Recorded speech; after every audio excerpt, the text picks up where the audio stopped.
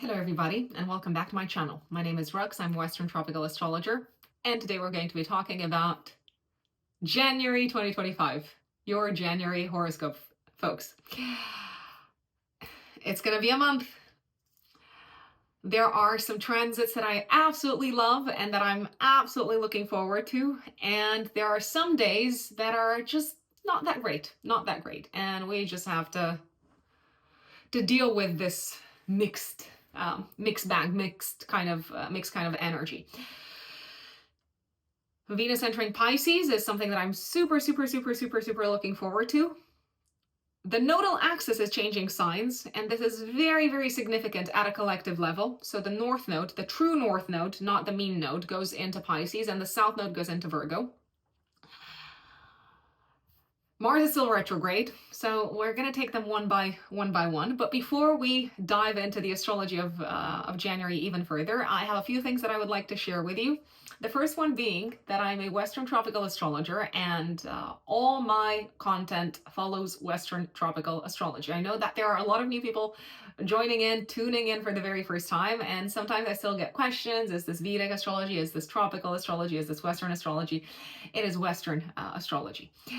Secondly, in my practice, I use the whole sign house system. Now, again, maybe this is too much information for those who aren't astrology students out there, but what I have noticed in the past years, actually, a couple of years, more and more people study astrology and implement it in their lives. Maybe they're not astrologers, maybe they don't want to become professional astrologers.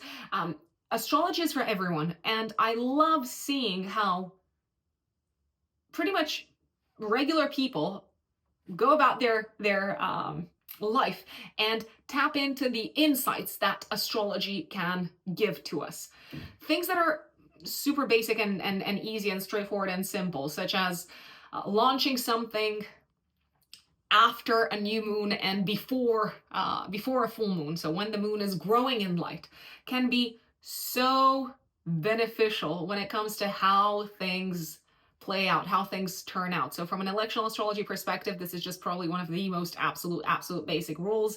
You want the moon to be growing in light when you launch something, so you don't want it to be decreasing in light. So the period between a full moon and a new moon is to be avoided if you're launching something new. If you want to get rid of something, if you want to let go of something, then that period between the full moon and the new moon is actually very constructive. It's a good period to tap into its energy in that way. But I digress. I have so many things that I would love to share with you.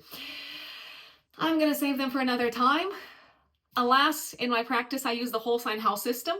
And if you are looking to work with me, I'm a full-time consulting astrologer. I've been a consulting astrologer for over a decade. I work with clients on a day-to-day basis via live video consultations. It is my goal, and I believe my mission, to help people reconnect with their soul's intentions and help them live a more aligned life with the help of astrology, with the use of astrology, more aligned with the cosmos, more aligned with the cosmic tides, rather than us swimming against the current upstream. I think it's always beneficial to work with the energies at play. If you want to work with me, you can find me on my website, which is also in the pinned comment and in the description box, written in the stars-astrology.com. That is written in the stars-astrology.com. If you are a new client, the 1 hour, 15-minute Zoom consultation is the one to go for. If you're an existing client, there's also other options for you, such as the year ahead forecast, if we haven't spoken in a year, or the 30 minutes follow-up consultation if you want to do a check-in, or if you have specific questions around a certain area, such as a relationship, for example, or around something that's going on in your career. The 30 minutes follow-up consultation is the one to go for.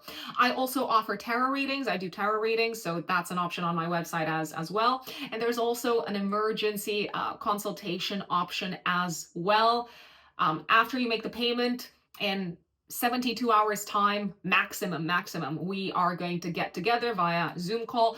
I use a combination of astrology and tarot to help you address some sort of a last minute emergency in your life. So if you don't want to wait, because generally the waiting time for my regular services is around a month to a month and a half. if you don't want to wait, if you can't wait, if you're pressed for time, the emergency consultation is the one to go for. And we can utilize a combination of astrology and tarot to address whatever issues are pressing in your life at a specific moment in time. So written in the stars-astrology.com, once again in the pinned comment and also in the description box. Going back to the astrology of January. Okay, so let's take the most important astrological dates one by one.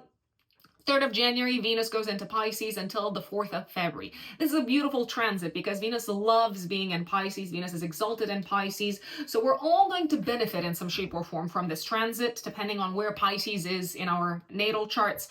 There is an infusion of feel-good energy, of harmony, of protection, of blessings, of enjoyment, of help, of support from others coming into our lives in the sector that is covered by Pisces. We all have all 12 zodiac signs in our natal chart, even if we don't have planets in them.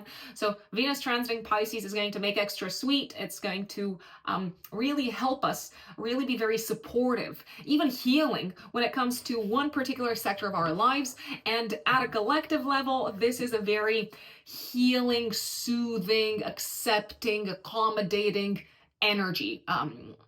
And we probably need a lot of that because the world has been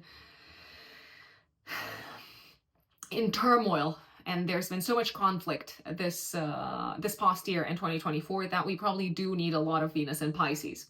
Now, also at the beginning of the month, this aspect is exact on the 3rd of January, but we might feel it from the beginning of the month, from the 1st of January until roughly the 4th.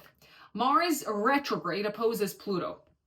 This is probably the most challenging transit of January. In the autumn of 2025, my apologies, of 2024, because we are in 2025, I mean, we're looking at the astrology of 2025. So November of 2024, and even the end of October, Mars opposed Pluto, and that's where in the news, we could see what happened in Spain. So the massive floods, the destruction.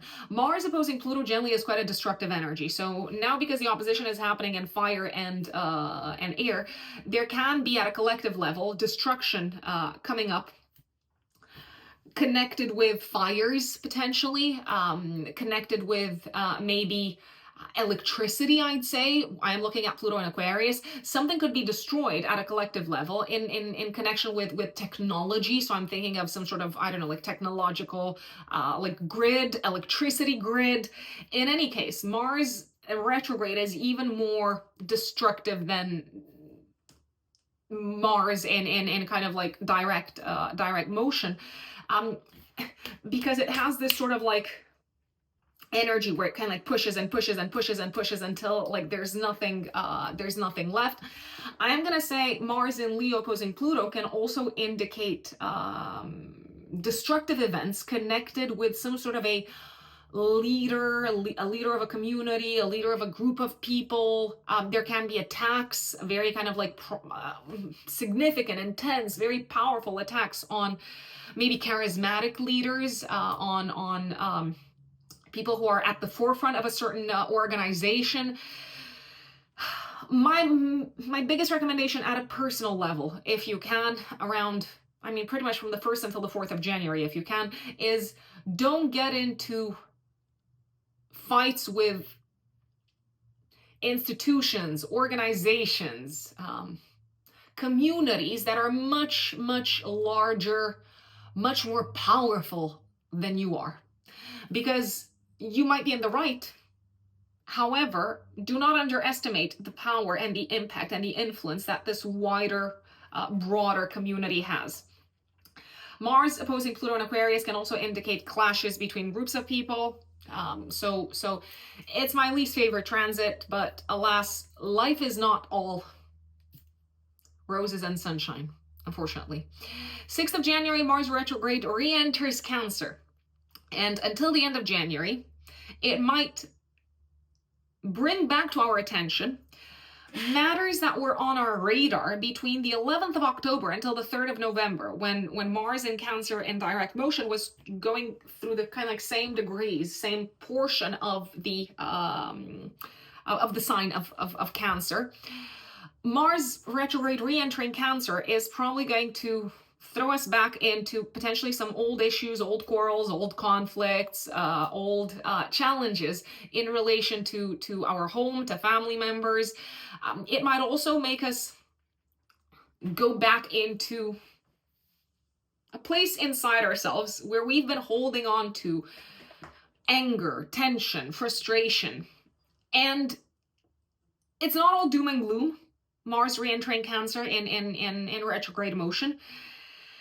It can actually be a very good time for us to reflect on what hurts us and why it hurts us, and what sort of action we need to take in order for this to no longer be a sore spot, or in order for this element to no longer be triggering for us.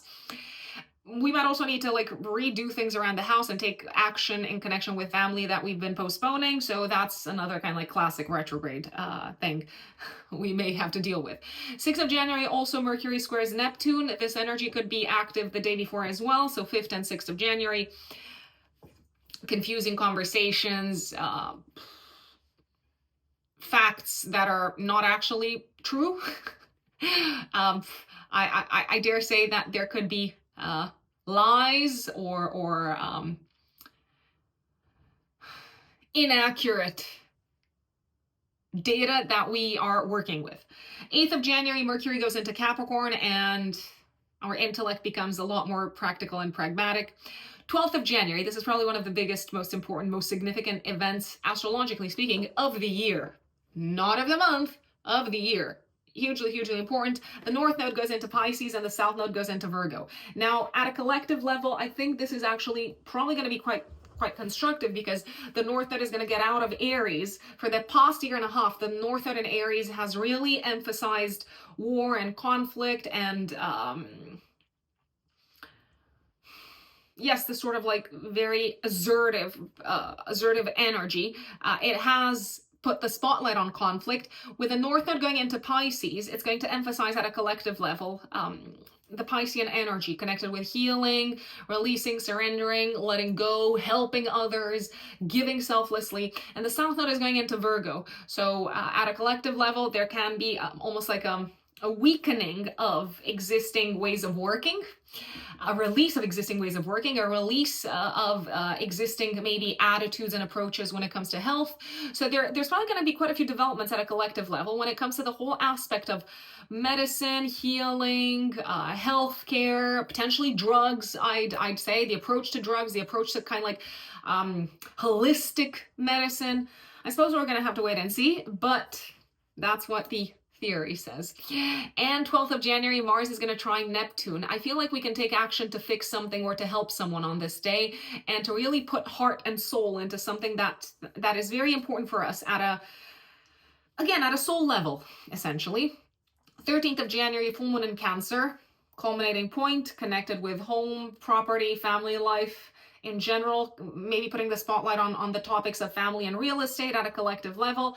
This full moon is conjunct Mars, so it feels like an old issue is coming back to the surface. Mars is retrograde, but it is trining Uranus, which I like. So it feels like we can address an issue in an innovative, original way that has caused tension and stress and frustration in the past.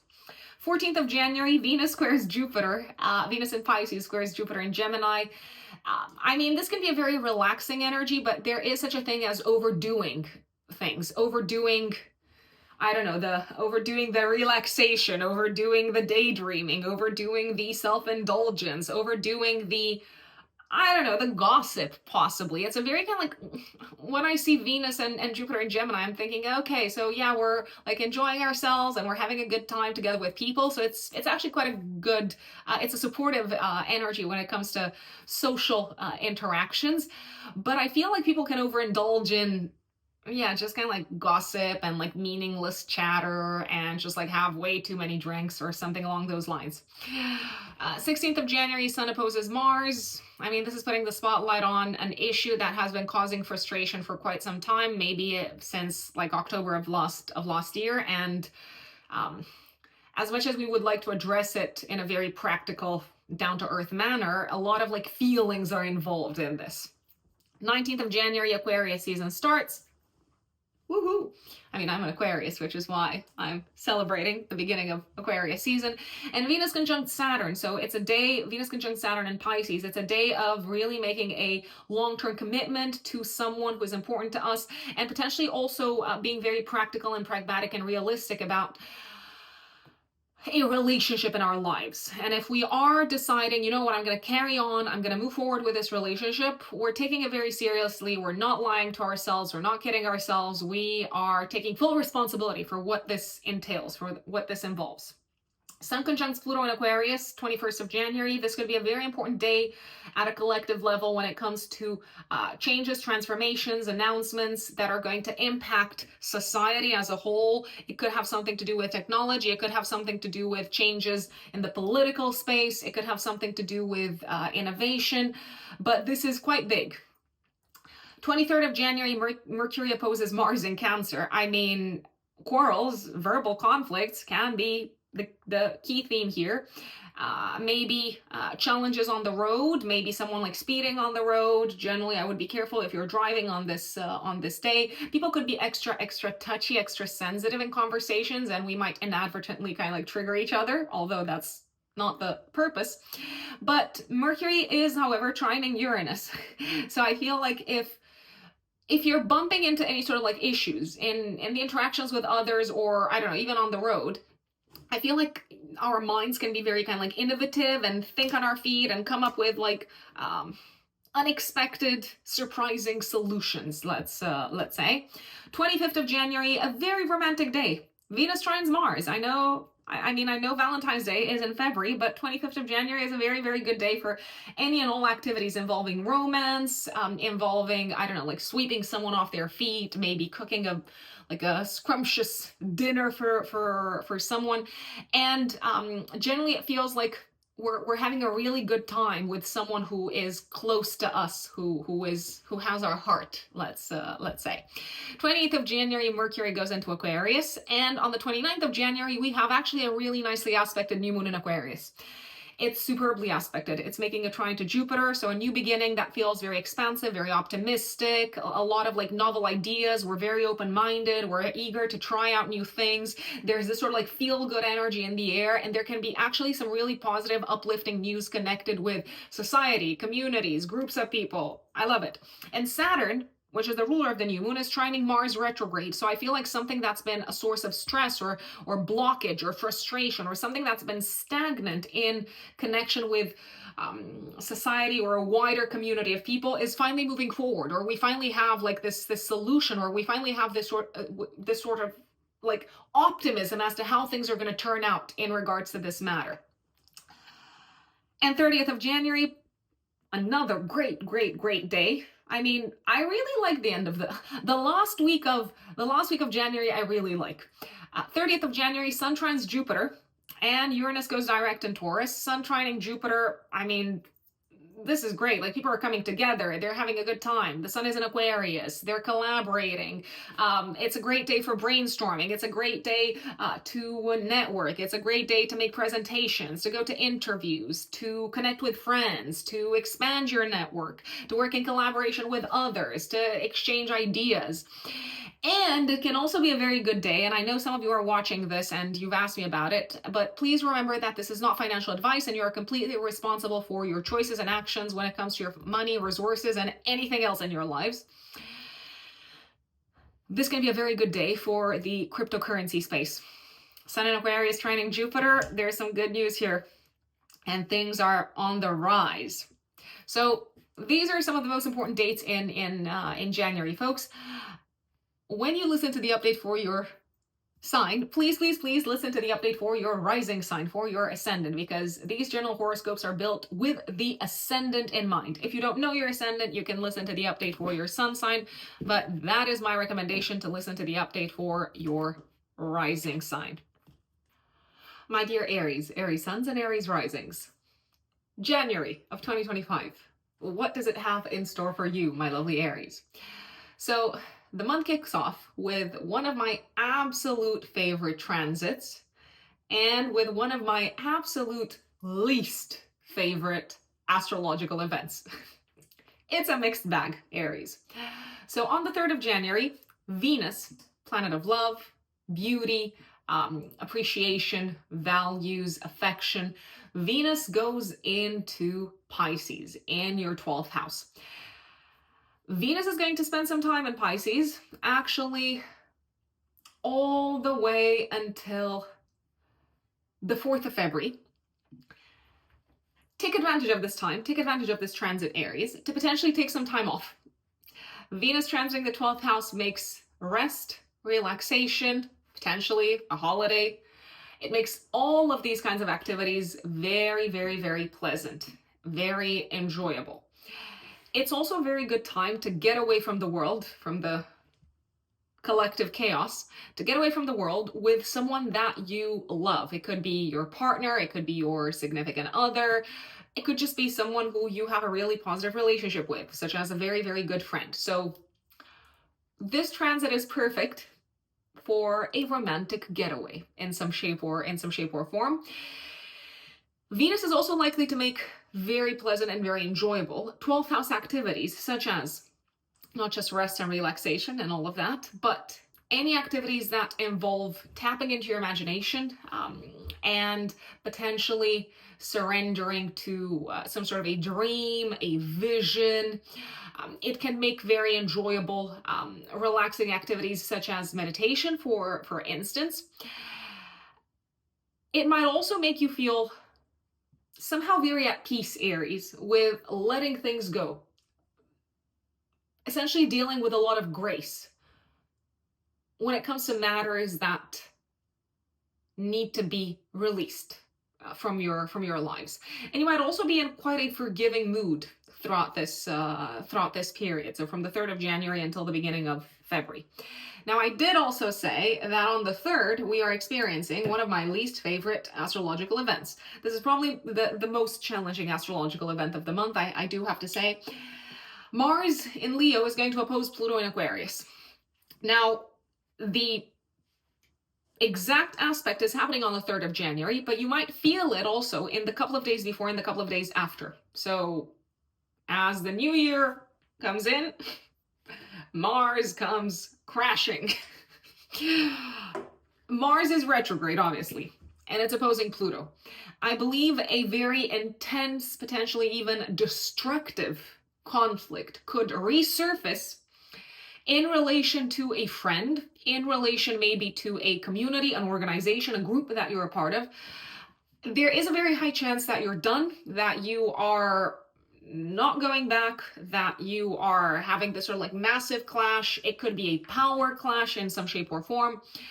You might also feel very betrayed, potentially attacked by a friend or by an organization, I apologize, by a community.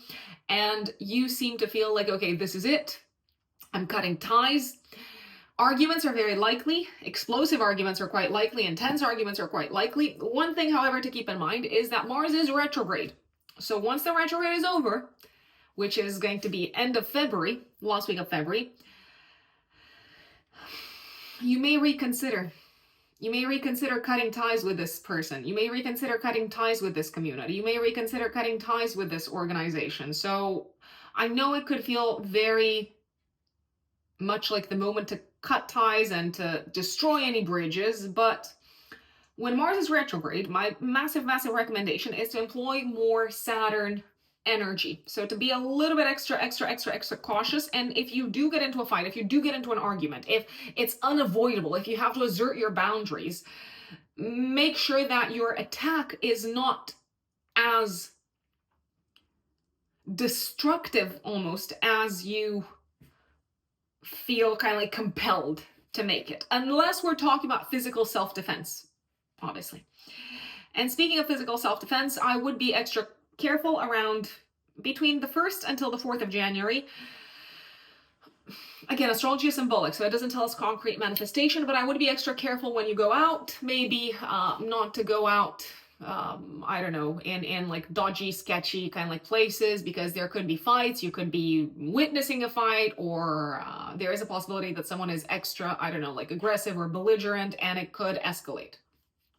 6th of January, Mars retrograde re-enters Cancer in your 4th house of home, family, life, and living situation. From the beginning of January until the end of January, you may feel like at home in your private life. You are potentially dealing with matters that you have already dealt with, that you've maybe even already taken action about, or in regards to these, between, I'm going to say, the 11th of October until the 3rd of November, when Mars was transiting Cancer at the same degrees that it's kind of like coming back to throughout January. It feels like you might need to like fix some things around the house. It feels like potentially old sources of tension or frustration might be coming back to the spotlight at home, maybe in relation to a family member, maybe in relation to one of your parents. There's also a possibility that you might have to deal with old expenses at home that you had already dealt with. Arguments around money are possible. They're not mandatory, but they are possible, especially around matters that you have potentially already addressed with your family between the 11th of October until the 3rd of November. And there is a possibility that something could break around the house. I'm just going to say it, and you might just have to refix it or repair it. So that is very much a possibility. Also, 6th of January, Mercury squares Neptune. So there could be, there could be like delays or disappointments or cancellations when it comes to trips, when it comes to traveling. There could also be a lot of confusion when it comes to a matter connected with foreign lands, foreign countries, legal matters. So I would inquire further. I would just like ask if you're unsure. 8th of January, Mercury goes into Capricorn in your 10th house of career, public status and public reputation. So your mind is going to be very, very strongly focused on professional matters. 12th of January, okay, this is important. Everything is important, but this is extra important, Aries. This is probably one of the most important astrological events of the year. Not of the month, of the year. Things are changing. So 12th of January until July of 2026. The nodal axis, the north node and the south node, change signs. And I am referring to the true node, not the mean node. If you don't know what I'm talking about, please ignore this. This is for the astrological geeks, the students of astrology out there. So the true node goes into Pisces and the south node goes into Virgo. The true node is going to enter your 12th house and the south node is going to enter your 6th house. What's going on? So Aries, for the next essentially year and a half, you are very, very strongly kind of like nudged by the universe, by developments in your life, to focus on your mental health, to focus on matters that have been unfolding behind the scenes in your life, to focus on your spiritual life, to focus on rest, relaxation, sleeping. And there's a very high chance that over the next year and a half, you may let go of, you might release, you might feel compelled to release either a job or an existing set of habits, or an old approach to your health or to your work, or a combination of all of these. So the north node is generally conducive to growth and expansion and novelty, and it feels like destiny is pushing us to grow that sector of our lives. And the south node is the tail of the dragon. That's where we let go of things. That's where we release things, because we can't just keep on accumulating. And over the next year and a half, it looks like you are probably going to feel compelled to release an existing job and an existing set of approach or like attitudes to set of approaches or attitudes towards your health.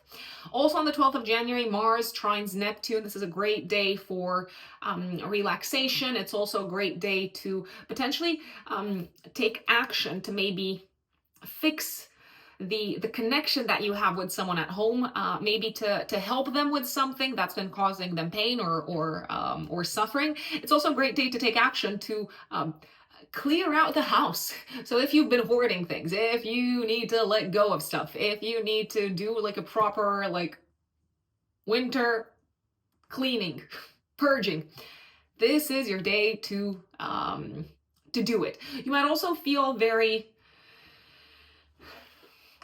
strongly connected with some sort of a higher power, some sort of a higher force, and feel guided by it on this day. 13th of January, full moon in Cancer, active 3 days before, 3 days after. This full moon is putting the spotlight on your 4th house, 10th house axis, my dear Aries, and it is trining Uranus, which I really like, but it is conjunct Mars retrograde, which that's going to be an interesting aspect. So something is coming to a culminating point when it comes to your home life, your family life, maybe your living situation. If you've been taking action around the house, if you've been repairing, renovating, fixing things, if you've been in the process of moving, if you've been in the process of looking for a home, if you've been in the process of releasing anything in the house that is no longer serving you or functional, so getting rid of old, I don't know, like objects that you no longer utilize, donating them and so on, this full moon can be very, very productive and very fulfilling. It may feel like you are achieving this sort of like goal. At the same time, it also feels like you might spend some money on the home. You might be very excited about this, however, which is great. It could be money that you spend on something that you've been meaning to buy for a long time, or money that you spend on something that you've been meaning to fix for a long time. You could also be in alignment. You could feel like you're in alignment with family members as to how to take action on a matter connected with home, residence, real estate, property, how to take action in such a manner that the money that you spend on this endeavor, on this initiative, is money very, very well spent. So if you've been, I don't know, together with your spouse or family members, talking about purchasing a new home, and you've been looking for homes left, right, and center, and you haven't found something good, and now you've found something, and you're like, yeah, this is it. Shall we do it? Shall we go ahead with it? It feels like there can be agreement, I'd say. Also, if you have been delaying or postponing, setting some boundaries and just kind of like saying no, and maybe taking action in regards to something that has been irritating around the house or in relation to a family member, this is the full moon when you might take action to do so, and you're probably feeling very good about yourselves, Aries.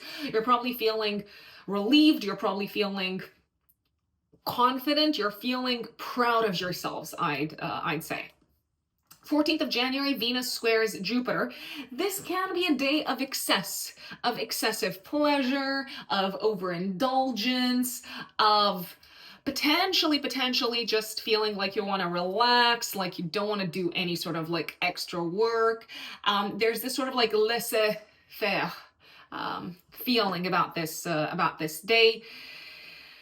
It's a good day to enjoy the good life, if you ask me. You might also feel like you're potentially making some concessions, maybe some compromises in conversation with someone, and you're just letting them be. Maybe you're not in full agreement with them, but you're not in the mood for a fight. You can't be bothered, and I think that's fine. I think that's okay. I think you deserve to relax, if you ask me. 16th of January, Sun opposes Mars in your 4th house of home. I feel like this is a time when you realize it's very clear what you need to take additional action on in your home life and in your private life if you want to enjoy a happier life, if you want to enjoy a more organized, maybe like structured life, if you want to feel more in control of your personal life.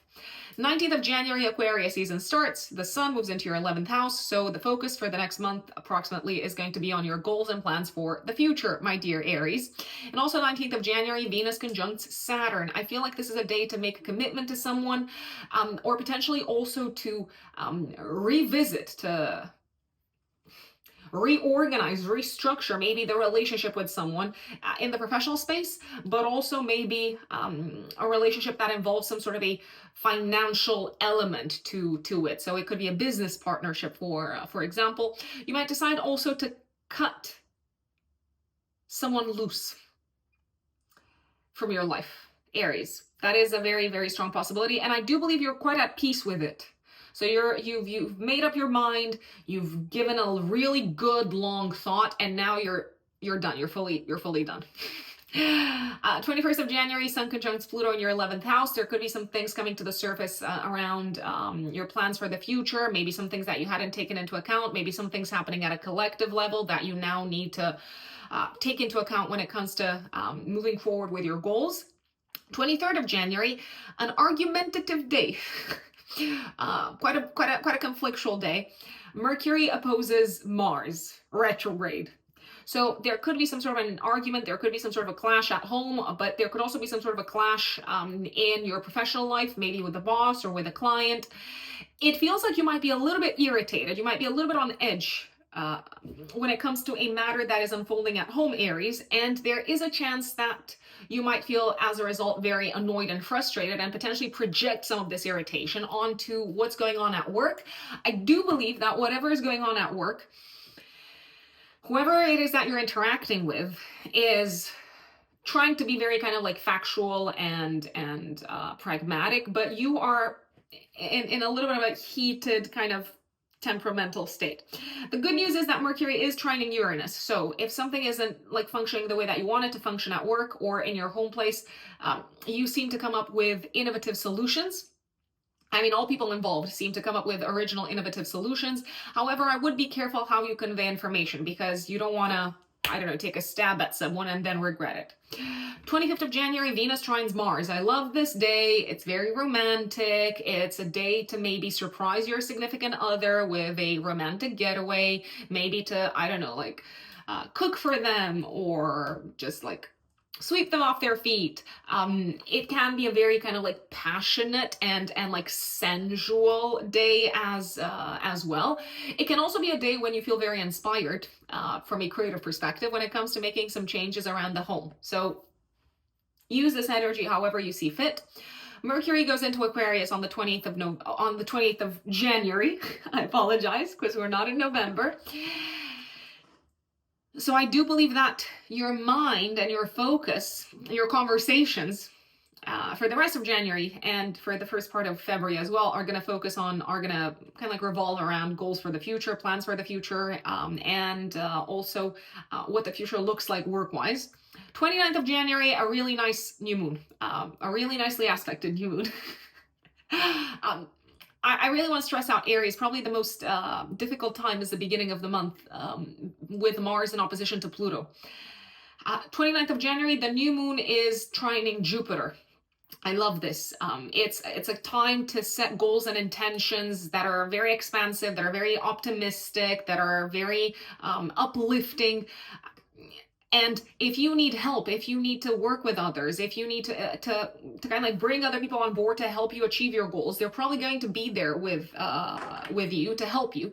If you also need help from others or support from others when it comes to letting go of something in your life, the help is going to be there as well. I also believe that you might be setting goals and intentions in regards to something that you want to release or in regards to something that you want to learn how to let go of. You could also be setting intentions and starting to work towards, in conjunction with others, setting intentions around your mental health and around your spiritual life, my dear Aries. So some of you could start meditating with a community, for example. The new moon is also sextiling Uranus, so you seem to be willing to kind of like put your money where your mouth is and invest in these goals for the future, and you're not doing this alone, and I think that's what makes it super, super, super, super exciting. And last but not least, one of the best days of the month, 30th of January, Sun trines Jupiter and Uranus goes direct. This is a great day for public presentations. It's a great day for socialization. It's a great day to learn from others. It's a great day for brainstorming. It's a great day for social events. It's also a great day for you to organize social events if you want to. It's a day of great fun, and it's a day of tremendous optimism in regards to the future. So this is looking quite nice. I like the end of the month a great deal, Aries. Now, Taurus suns and Taurus risings. January, what does it have in store for you, my dear Taurians? Okay, so it's an interesting month. The beginning of the month involves two significant events. Venus going into Pisces and Mars opposing Pluto.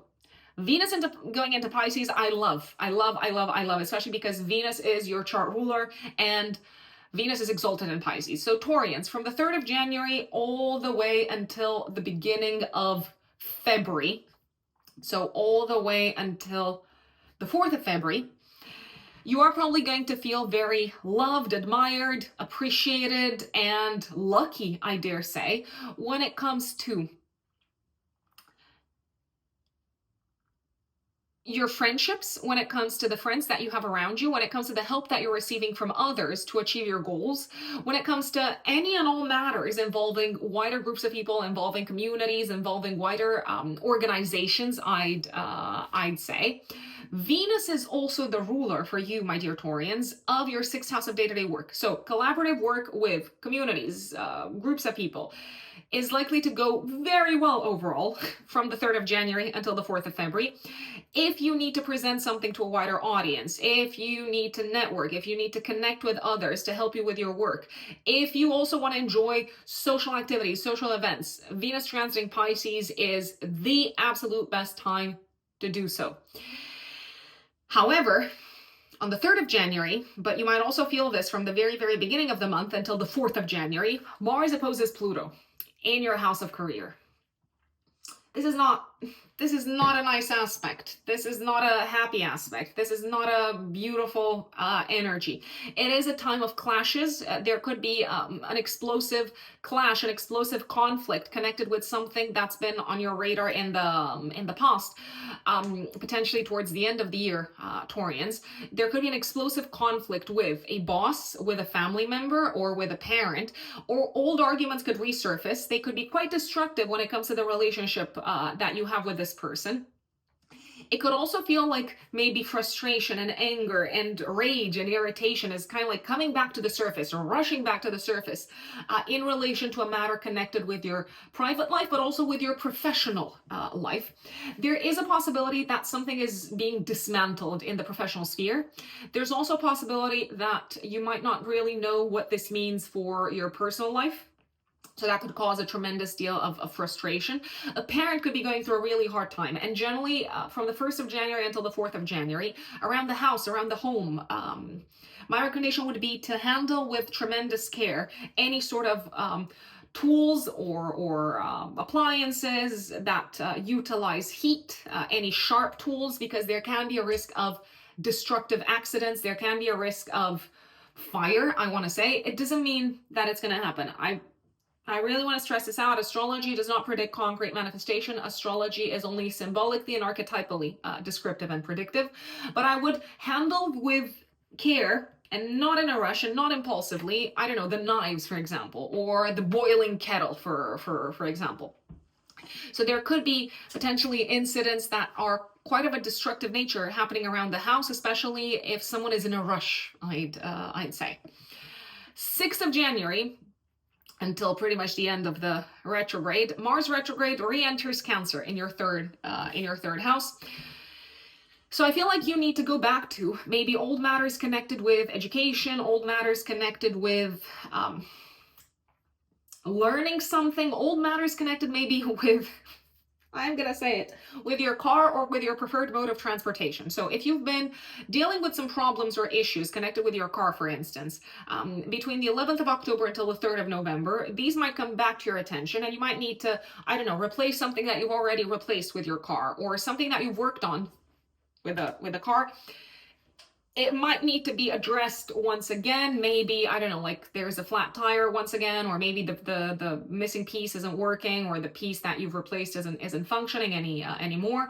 It feels like you might also have to go back to having difficult conversations with partners, significant others, collaborators, siblings, neighbors, colleagues, potentially from the 6th of January all the way until the retrograde ends.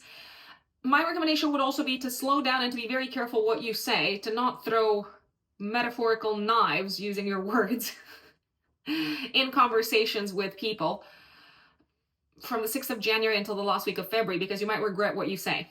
There is a chance that you might be quite touchy in conversations, that you might take things the wrong way, or that the other person takes things the wrong way, and that could lead to you getting really annoyed, really frustrated. I would recommend slowing down and not taking things personally, Taurians, and explaining how, I don't know, you wanted your message to be received, or what you actually tried to say. And please, please, please don't speed. If you are driving, that is my biggest recommendation. Rushing and not being cautious enough can be very damaging and in a potentially like physical way. So your car could suffer damage from the 6th of January until the last week of February, I'd say. Also, 6th of January, Mercury squares Neptune. Conversations around money could be quite confusing, so you might want to take some extra time to clarify things properly. 8th of January, Mercury goes into Capricorn in your 9th house, so your mind could be very strongly focused on matters connected with education, traveling, legal matters possibly. You might also be thinking about how much money you have to spend on these kinds of topics until the end of the month. Actually, until the 28th of January, when Mercury goes into Aquarius in your house of career. Pay attention, Taurians. This is a hugely important event. Probably one of the most important events, astrologically speaking, of 2025. So not just of January, but of the year. The North Node, the true node, not the mean node, the true node, goes into Pisces, and the South Node goes into your 5th house. Okay, what does that tell us? So this transit is going to last until July of 2026. So for the next year and a half approximately.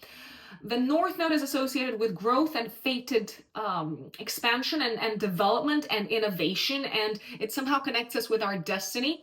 The South Node has to do with what we need to take our focus off of, what we need to release. It can result in letting things go, let's say.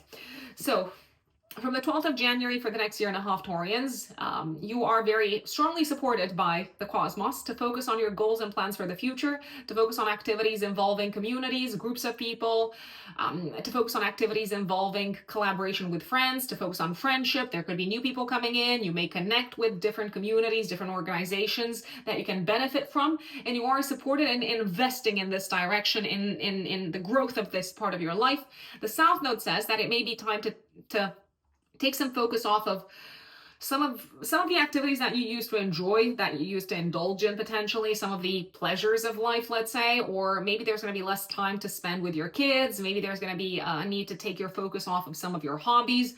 When I experienced this transit, so when the South Node was going through my 5th house, I'm a Cancer rising, so this doesn't apply to me, but when the South Node was going through my 5th house, for the duration of that transit, I actually realized that many of the things that I used to like, I don't like them anymore. They're not making me happy anymore. And sure, that can be frustrating, but it kind of like makes room for me to develop other activities, or like an interest in other activities, an interest in, I don't know, like other kind of like passions, other hobbies, let's say. 12th of January, Mars retrograde trines Neptune. I feel like you can fix the relationship with a friend on this day. You can fix if you've been, I don't know, frustrated with someone, with a friend or with a sibling or with a colleague. You can take action to talk about the issue, and it's kind of like a very forgiving energy. And you can also take action to help someone who is in need, I'd say. 13th of January, we've got a full moon. Very interesting full moon.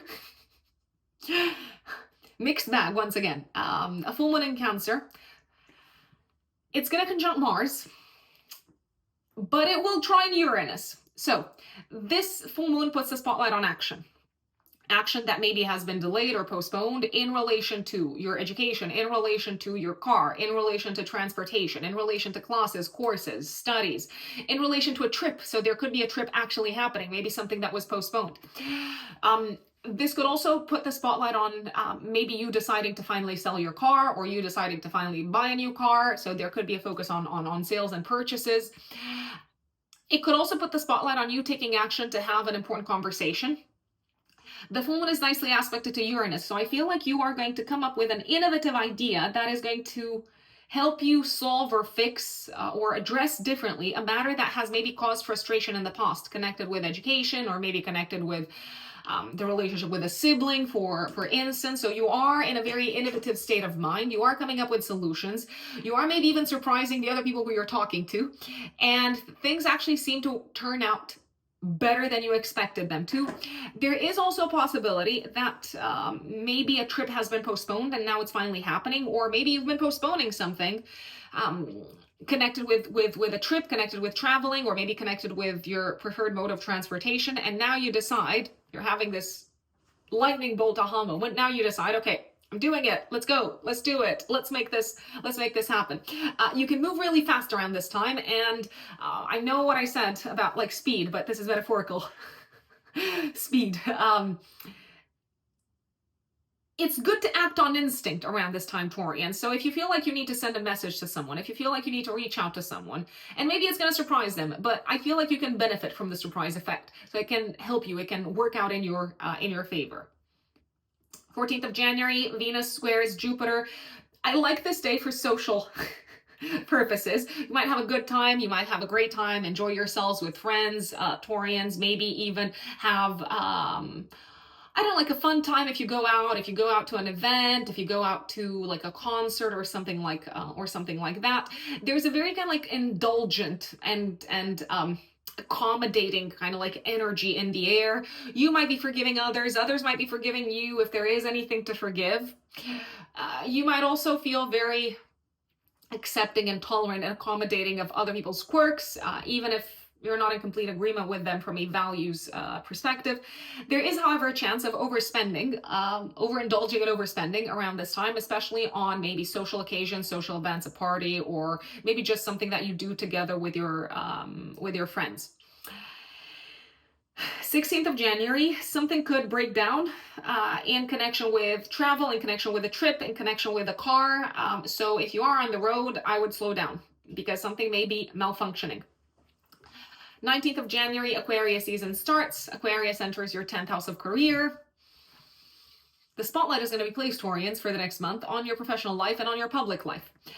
19th of January is also the day when Venus conjuncts Saturn. This could be the time when you forge a very important partnership. You commit to a long-term partnership, a long-term connection, a long-term collaboration with someone in the professional space.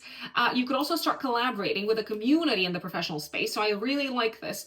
You could also be taking very seriously your role within a community in the professional space around this time. It is a day to take relationships very seriously, and I feel like you are taking them very seriously. It also feels like you can really rely on in the long term, on someone who is both a good friend, but also mature and serious enough to deliver what they said they would deliver for you, irrespective of your kind of like friendship status. An important forging of relationships and strengthening of your relationships is very, very possible, Taurians. It's also possible that you might need to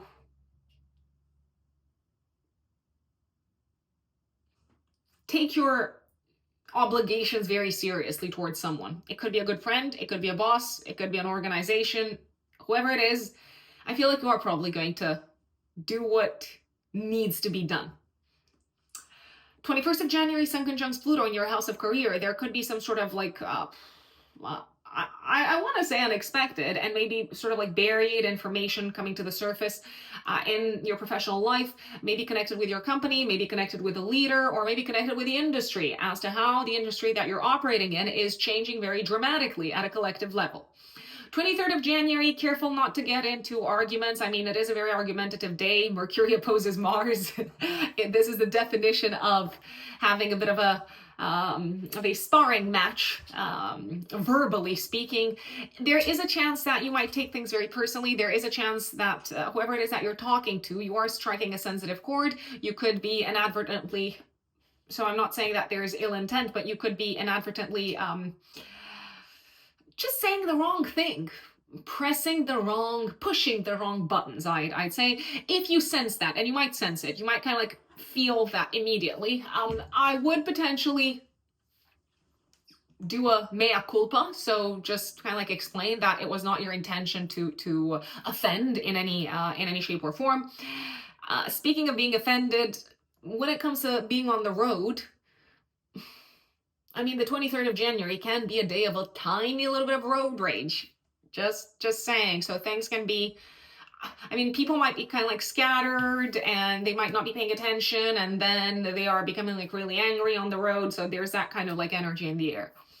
25th of January, Venus trines Mars, one of the best days of the month, along with the 30th of January. So the 25th and the 30th, two of my favorite days. Venus trining Mars is a beautiful, beautiful day for romantic activities, but also for activities that involve your friends, a community. It's a great day to socialize. It's a great day to have a heartfelt conversation with a significant other, or with a friend, or with a sibling potentially. I feel like an important conversation that you're having around the 25th of January is strengthening the kind of like heart-to-heart bond that you have with someone. 20th of January, Mercury goes into Aquarius in your house of career. So your mind, your thinking, your intellect is very focused on your professional life, and potentially you may be asked to speak publicly in your professional life for the next, I am gonna say, few weeks. 29th of January, a really nicely aspected new moon. New beginning, news, new developments in your career sector, my dear Taurians.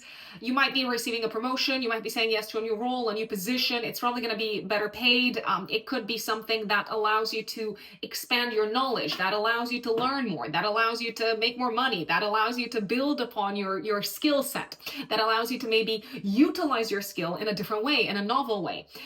There is also a possibility, and this is not necessarily career related, that some of you could accept some sort of a public position. So maybe you are playing some sort of a public role around this time. The spotlight is on your public life and on your status and your reputation. So this could be a time when you decide to invest more of your resources, more of your money into, or even more of your time into your public status and your reputation, Taurians. And I do believe this is going to pay off. I'm just going to say it. I do believe this is going to be worth it. I do believe this is putting you on the map. This could also be the time when you start working or activating and maybe playing a very important role within a community. It could be a professional community, but it could also be a community that somehow serves the collective. And I feel like your mind is going to be put to use. Your intellect, your intellectual abilities, your knowledge, your ability to analyze information, to convey information is going to be put to very, very, very good use, my dear Taurians. And I know I said the 30th of January is one of my favorite days. Sun trines Jupiter in your second house of income, and Uranus goes direct. So this could be the day of tremendous success and recognition and applause, and feeling really proud of yourselves, Taurians, for your professional achievements, for your professional status, for how this is evolving, for the clout that this is giving you, let's say. You're also feeling very proud of the person who you're becoming in the public sphere, let's say, Taurian. So again, there could be this sort of focus on your reputation. Your reputation is receiving a boost in some shape or form, and with it, your confidence is getting a boost as well. So really, really, really nice day. My dear Geminis, Gemini suns and Gemini risings. January of 2025. What does it have in store for you, Geminis? Well, the month kicks off with a very, very, very, very beautiful transit for you. Venus enters Pisces in your 10th house of career. Venus is going to be transiting this part of your chart, Geminis, all the way until the beginning of February. So all the way until the 4th of February. Should you be excited? The answer is a big, big, big yes, Geminis. Why? Because this transit is likely to benefit you from a professional perspective. In what ways? First and foremost, it can make you very well liked, very popular with bosses, people in positions of power, authority figures. So this is a transit that will potentially improve your relationships with those in power. It's also a transit that is likely to support you if you're looking for a new job, if you're looking to step up professionally, if you're looking to apply for a promotion or ask for a raise or something along those lines. You may feel also very strongly appreciated when you're in the spotlight, not just in the professional sphere, although that is very much the priority. You might feel very liked, very appreciated, very admired, very valued when you are out into the world. So if you are, I don't know, in the spotlight because you're making a big presentation, or if you go out into the world for some sort of an event, let's say, this transit is going to be quite helpful. You haven't had the easiest of times, Geminis, especially Gemini risings, career-wise, since the spring of 2023, when Saturn entered your house of career. Now Venus is coming in and it's saying, okay, you deserve a little bit of a break, you deserve some relief, you deserve a little bit of sweetness, and you deserve things to go more your way, professionally speaking, Gemini. So this is a transit that I'm super excited about.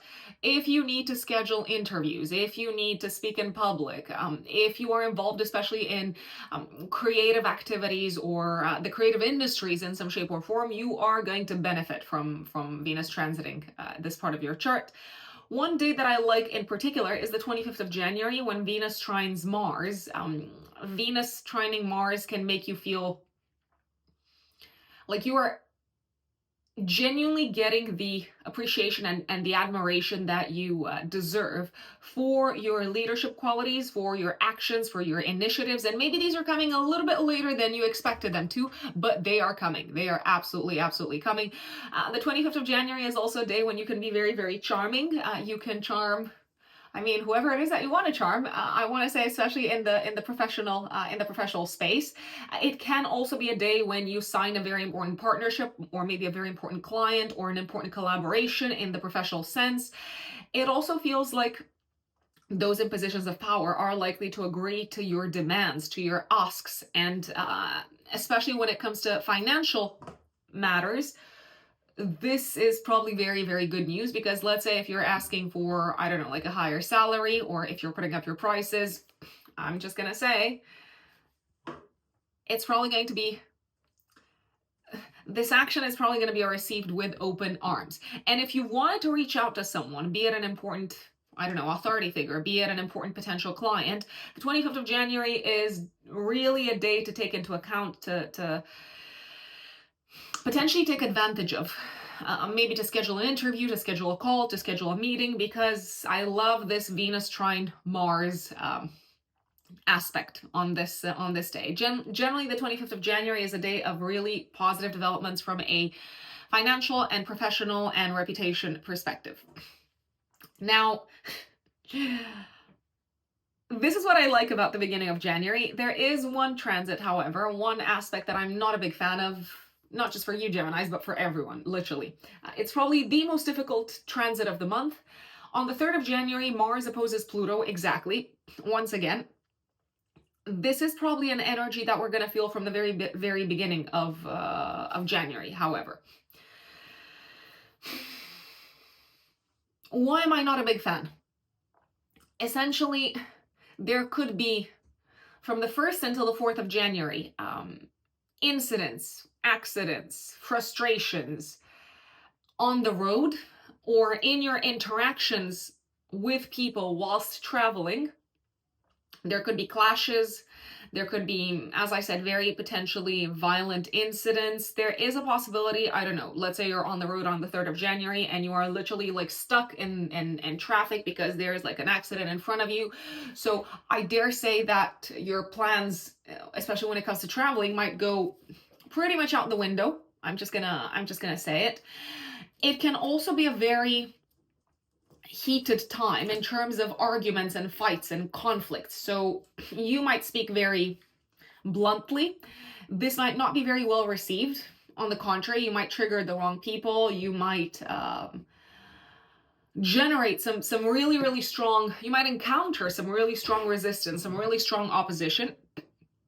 There is a possibility that you might be in a fight or in an argument with potentially maybe either like a teacher, a mentor, or someone in a legal, who's part of a legal institution, a legal entity, or an in-law, or even a sibling, I'd say, or a neighbor.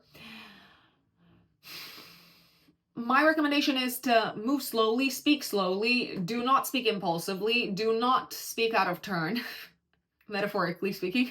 Be very careful what you say because it can generate a very powerful opposing force that can feel incredibly destructive. And especially I would be careful when you talk about work, health, political views, I want to say maybe even the future. The fight can also, the argument, the conflict can also be with a good friend. So not my favorite time. Now on the 6th of January, pretty much until the end of February, until the last week of February, Mars retrograde goes back into Cancer. So there is a possibility that you may have to deal with matters that you've dealt with on the financial front. You might have to deal with matters again that were on your radar from the 11th of October until the 3rd of November. Why? Because that's when Mars in Cancer in direct motion was transiting this portion of the sign, this portion of your chart. You may also have to fight once again and take action and be very assertive and very direct when it comes to matters that are really significant for you in the workplace throughout this period. It may be that your money is involved as well, but not necessarily. You might also feel like you have to pick back up where you left off. Some old projects work-wise, maybe get back in touch with old clients, old colleagues, a team that you used to work with. There's also a possibility that you may feel potentially a little bit demotivated or frustrated because things are not moving at the pace that you thought they would move from a financial perspective when it comes to some collaborative projects. Now, that doesn't mean that they're not going to move forward at all, but sometimes it's worth it to take a little bit of a step back and to reevaluate your plan of action before you forge full speed ahead. There may be some things that need to be hashed out first. Also, 6th of January, Mercury squares Neptune. This is a day of confusing conversations in the workspace. And this can also be a day of misunderstandings. It can be a day of potential disillusionment. And it can be a day when someone is being very flaky. So they are not living up to their word. 8th of January, Mercury goes into Capricorn in your 8th house. So your mind, your thoughts, your intellect might be very focused until the 28th of January on matters connected with debts, taxes, investments, inheritance, shared assets, shared resources, and financial matters that involve other people. 12th of January, probably one of the most significant events of the year. Of the year, not of the month. Geminis. The North Node enters Pisces. The true node, not the mean node. Astrological aficionados, the astrological geeks out there will know what I'm talking about. So the North Node, the true node, enters Pisces, and the South Node goes into Virgo. What does that mean? It means that until July of 2026, Geminis, you are supported by fate, destiny, call it whatever you want, the universe, the cosmos, to grow, to build upon, to expand upon, and to innovate in the space of your career. And you may feel like you are prompted to take your focus off of your home life, off of your family life, and potentially even leave behind and let go of a certain aspect of your home life. So over the next year and a half, you could let go of a home or relocate or just kind of like release things from the house. So do like a proper cleanup, renovate, clear things out. And also on the 12th of January, Mars trines Neptune. This is a very, very good day to act based off of inspiration and intuition in the professional space, and to really take action that is aligned with your dreams professionally, I'd say. 13th of January, active 3 days before, 3 days after. We have a full moon in Cancer, activating your financial axis, really nicely aspected to Uranus, but conjunct Mars retrograde. So I feel like this could be a time when you finally solve an issue, solve a problem, find a solution to a matter connected with your finances, if you haven't been paid, or if your payment has been delayed, or if you've been experiencing a lot of negotiation, a lot of back and forth regarding a financial matter. You may feel like, okay, finally this is it, we've reached an agreement, it's done. You might also spend some money on potentially a health-related matter. Now, this could be something that you were supposed to pay for a while ago. Maybe you didn't have the time to do so. Maybe you didn't have the time to, I don't know, schedule your doctor's appointment. Maybe you didn't have the time to, I don't know, get your blood work done. But now it feels like you could direct some of your money and resources to a matter that's been postponed from a health perspective. It feels like there's a sense of relief and liberation that you're experiencing at this time. Maybe there's a matter that has been causing frustration and tension of a financial nature that's being, I want to say, taken out of your life, but I don't believe anyone's getting rid of this for you. I don't believe anyone's solving your problems, Geminis. I believe you are finding an unexpected solution, and you're finally taking care of something that's been on your radar for a while, financially speaking. 14th of January, Venus squares Jupiter. Okay, so this can be a day of socialization and enjoyment and connecting with people in the professional space, but also generally connecting with people in the public sphere, in the public sector of your life.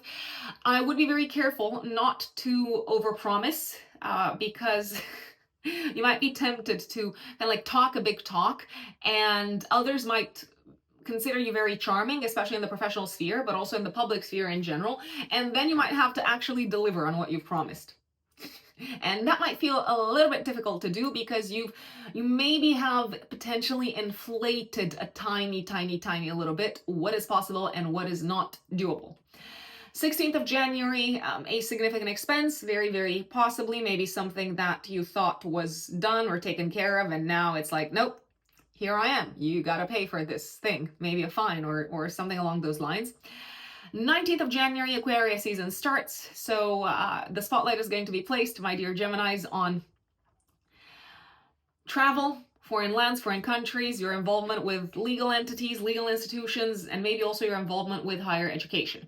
Also on the 19th of January, Venus conjunct Saturn in your house of career. This is a great day to enter into a long-term partnership, a long-term agreement. Professionally speaking, it is a great day to say yes to a long-term collaboration. It is also a great day to deliver upon a promise towards someone who is very significant for you, professionally speaking. Maybe also to deliver on a promise, to do your duty towards your parents, especially your mother. I also believe that you could bring to the 3D reality, you could materialize, you could work on manifesting on this day some sort of a creative project that is likely to bolster your professional reputation in the long term. So it's probably going to require effort, but it is probably something that you're going to benefit from long term, reputationally speaking. 23rd of January, Mercury opposes Mars.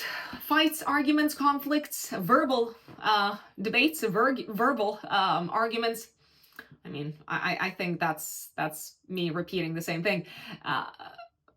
Verbal disagreements over financial matters, potentially also over different kind of like value systems. There is a possibility that you may be very annoyed because maybe you've been charged the wrong amount or you've been charged twice. There's also a possibility that you could have this sort of like debate either with like a friend or with a colleague, with a coworker, over different value systems. And I feel like someone's approach to money is not the approach that you have, and that could lead to some intense verbal interactions, you could say. I would be careful not to rush into anything, not to rush into any maybe expenses, not to rush into any investments on this day. Mercury, however, is trining Uranus. So I like this because it feels like your mind is quite innovative and you may come up with original solutions on how to fix a problem, how to solve a crisis of some sorts. And it could be a crisis at home, and it could involve a big expense. 25th of January, Venus trines Mars, as I said, one of my favorite days. And it's not just a great day from a professional perspective, but it's also a great day from a romantic perspective. So if you wanted to spend some money to woo someone, to impress them, and I'm not saying that you have to do that, but if you felt like doing that, it's a great day to do that. Mercury enters Aquarius, 28th of January, and there's going to be a new moon in Aquarius on the 29th. So 29th of January, active 3 days before, 3 days after. This new moon in your 9th house is superbly aspected, Geminis. It's making a trine to Jupiter in your 1st house. So this new moon is probably bringing in some sort of an exciting, jovial, enthusiastic, very uplifting new beginning when it comes to potentially a collaboration with someone who is based abroad, potentially when it comes to maybe a professional matter that is going to involve a lot of traveling. It feels like you're starting a fresh chapter in connection with foreign lands and foreign countries. You might even get some good news connected with, I don't know, visas, residency, or something like that. There is a possibility that you might receive, I don't know, like a job offer or like an important work-related project. Once again, that is connected with other countries, other cultures, that involves you traveling periodically to maybe some other places outside of the country. You also seem to have a little bit of an aha moment in terms of how your worldview is shifting, how it's changing, how your life philosophy is changing in regards to work, in regards to your professional path, and in regards to professional partnerships, my dear Geminis. I also believe that you might welcome someone in your life, someone who can teach you things, someone who you can learn from, especially when it comes to your, once again, professional path. So it could be a mentor coming in.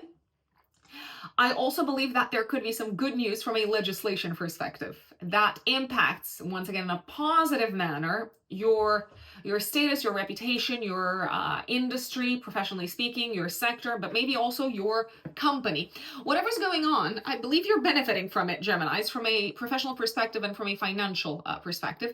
And if you've been fighting some sort of a fight in the legal sphere, I think there's something, there's kind of like a twist of fate that is benefiting you, that is making you really, really happy at this time. 30th of January, another fabulous day of the month, probably one of the best days of the month. Sun trines Jupiter in your 1st house and Uranus goes direct. So Geminis, the Sun rules your 3rd house, Jupiter rules your 7th house and your 10th house of career. Fabulously productive, exciting, uplifting, auspicious conversations happening in relation to your career. Also happening in connection to a partner. It could be a life partner. It could be a business partner. I feel like you are receiving a boost in confidence, a boost in your sense of self-worth and self-esteem from someone from the outside. And it could be from someone in the professional space. It could be from a partner. It could also feel like you're very aligned with a significant other, with your spouse, for example, in terms of worldviews, in terms of life philosophy, and you are eager to collaborate, to work together, and to make things happen. This is also a great day to travel or to plan travels, a great day to go out to attend social events, cultural events, and to really feel genuinely inspired and to inspire others at the same time. Cancerians, Cancer suns and Cancer risings. My lovely Cancerians, my fellow Cancerians. What's going on in January? Well, first and foremost, I'm going to start off with some of the best times of the first month of 2025. So 3rd of January, Venus enters Pisces in your 9th house. It's a superb transit because Venus is exalted in Pisces. Venus loves being in Pisces, so you are going to really enjoy and benefit from the support of others, the help of others, the very kind of like harmonious, beautifying, harmonizing, balancing energy of this transit, especially when it comes to the following matters: traveling. So if you need to travel, especially abroad, take advantage of this transit from the 3rd of January until the 4th of February. If you need to maybe reach out to people who are based abroad, form partnerships, find collaborators who are based abroad, this is another fabulous transit to work with. If you are involved in anything of a legal nature, so if you are involved in a trial and any sort of like legal action, this transit is turning things in your favor. I am just going to put it out there, so you're really going to like this, Cancerians. This can also be a very, very auspicious time when it comes to finding a mentor, finding a teacher, finding a guide, finding someone who you can learn from. It can be a great time to travel to see family or to travel together with family members. And I feel like, how should I put this, Cancerians? It's almost as if you're feeling like a higher power, divinity, God, call it what you want, is on your side.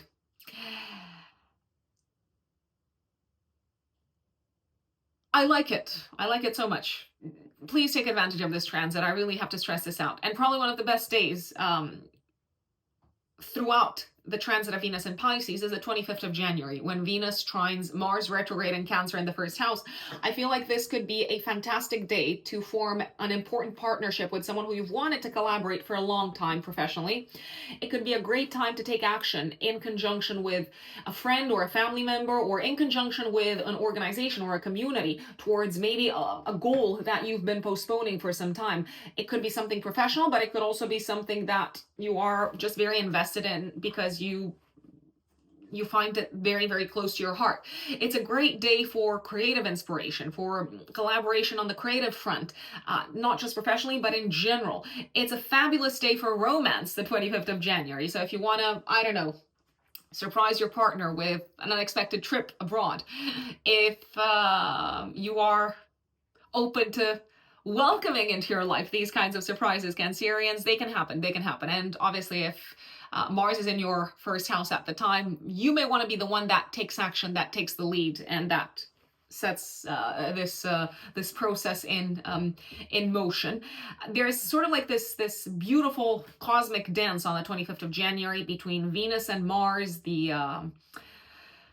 celestial lovers, which makes this a magical day for romance, a magical day for inspiration, for creativity, for heart-to-heart connection, and also for connection with others who are aligned with you in terms of worldviews and life perspective, and in terms of how you kind of like find meaning in life in general. Now let's go back to the beginning of the month. 3rd of January. As I said, Venus goes into Pisces, but there's something else happening on the 3rd of January. However, you might feel this from the very beginning of January, from the 1st all the way until the 4th of January. My least favorite transit of the month, Mars opposes Pluto. Mars in your house of income opposes Pluto in the 8th house of other people's money, taxes, debts, inheritance, legacy, crisis. So there may be a massive fight that you have to go through over money, over finances, sometime between the 1st until the 4th of January. You might have to defend your viewpoint, Cancerians. You might have to push back. You might have to fight back.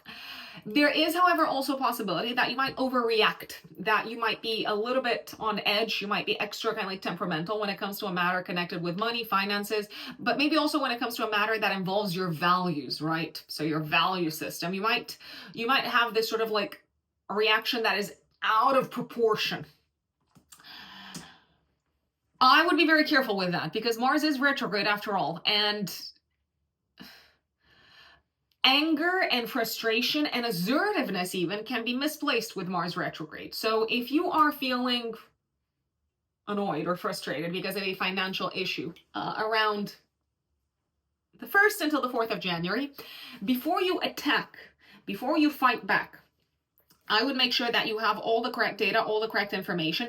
And I would also make sure that you know your adversary very well, so to speak, that you know who you're dealing with, who you're up against. Because if you're up against some sort of a big, I don't know, like power, again, metaphorically speaking, you may want to bide your time and you may want to slow down before you jump into action, before you jump into battle, because it can potentially impact you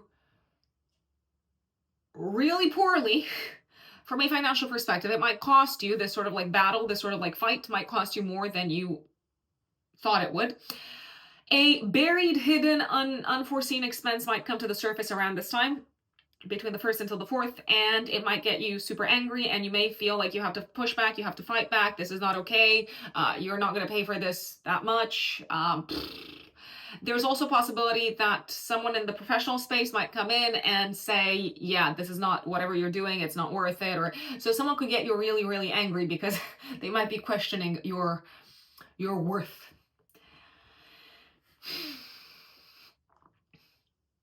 I mean, it's only a problem if you feel like it's striking a sensitive chord, Cancerians. I feel like that's what I need to say. However, if there is one thing that I would also be quite careful is don't overuse your voice around this time, including from a tangible perspective. And if you are, I don't know, submitting your taxes, or if you're paying your taxes or anything like that, I would make sure that you are paying to the correct account. I would make sure that there is no mistakes, and I would make sure that you're not rushing into getting things off your plate and then regretting it later. 6th of January, Mars goes back into Cancer, into your first house. Throughout the rest of the retrograde, Mars is going to be in Cancer in your first house, Cancerians, until the last week of February. I would recommend being extra cautious and careful when it comes to utilizing sharp tools, when it comes to working with heat, when it comes to working with fire and water. So if you're boiling anything, if you're using the kettle or anything like that, just slow down and don't be in a rush, because things can kind of like backfire and you might hurt yourselves.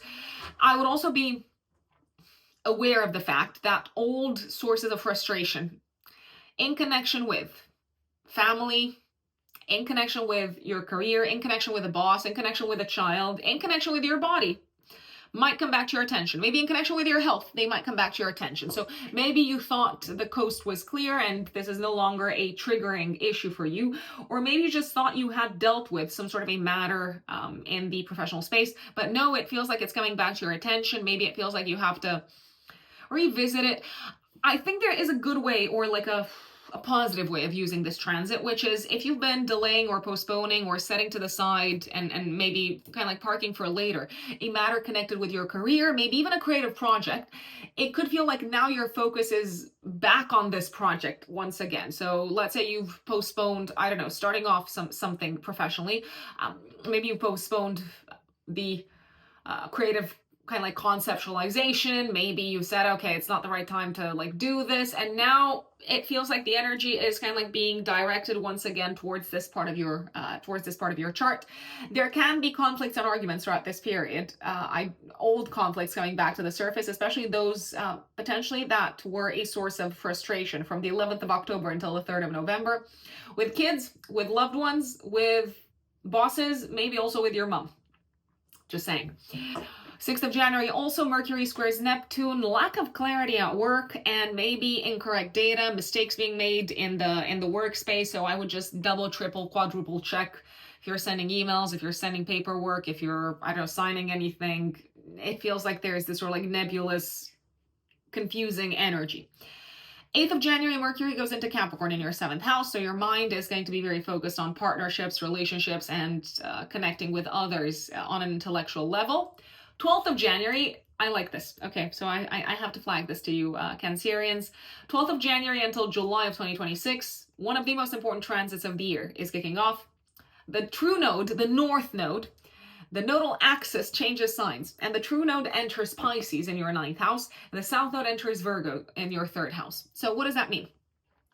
Essentially, activities connected with foreign lands, foreign countries, higher education, long distance traveling, your connection with the divine are supported and emphasized and are potentially going to evolve and grow and develop, maybe even through fated encounters, fated interactions, predestined interactions.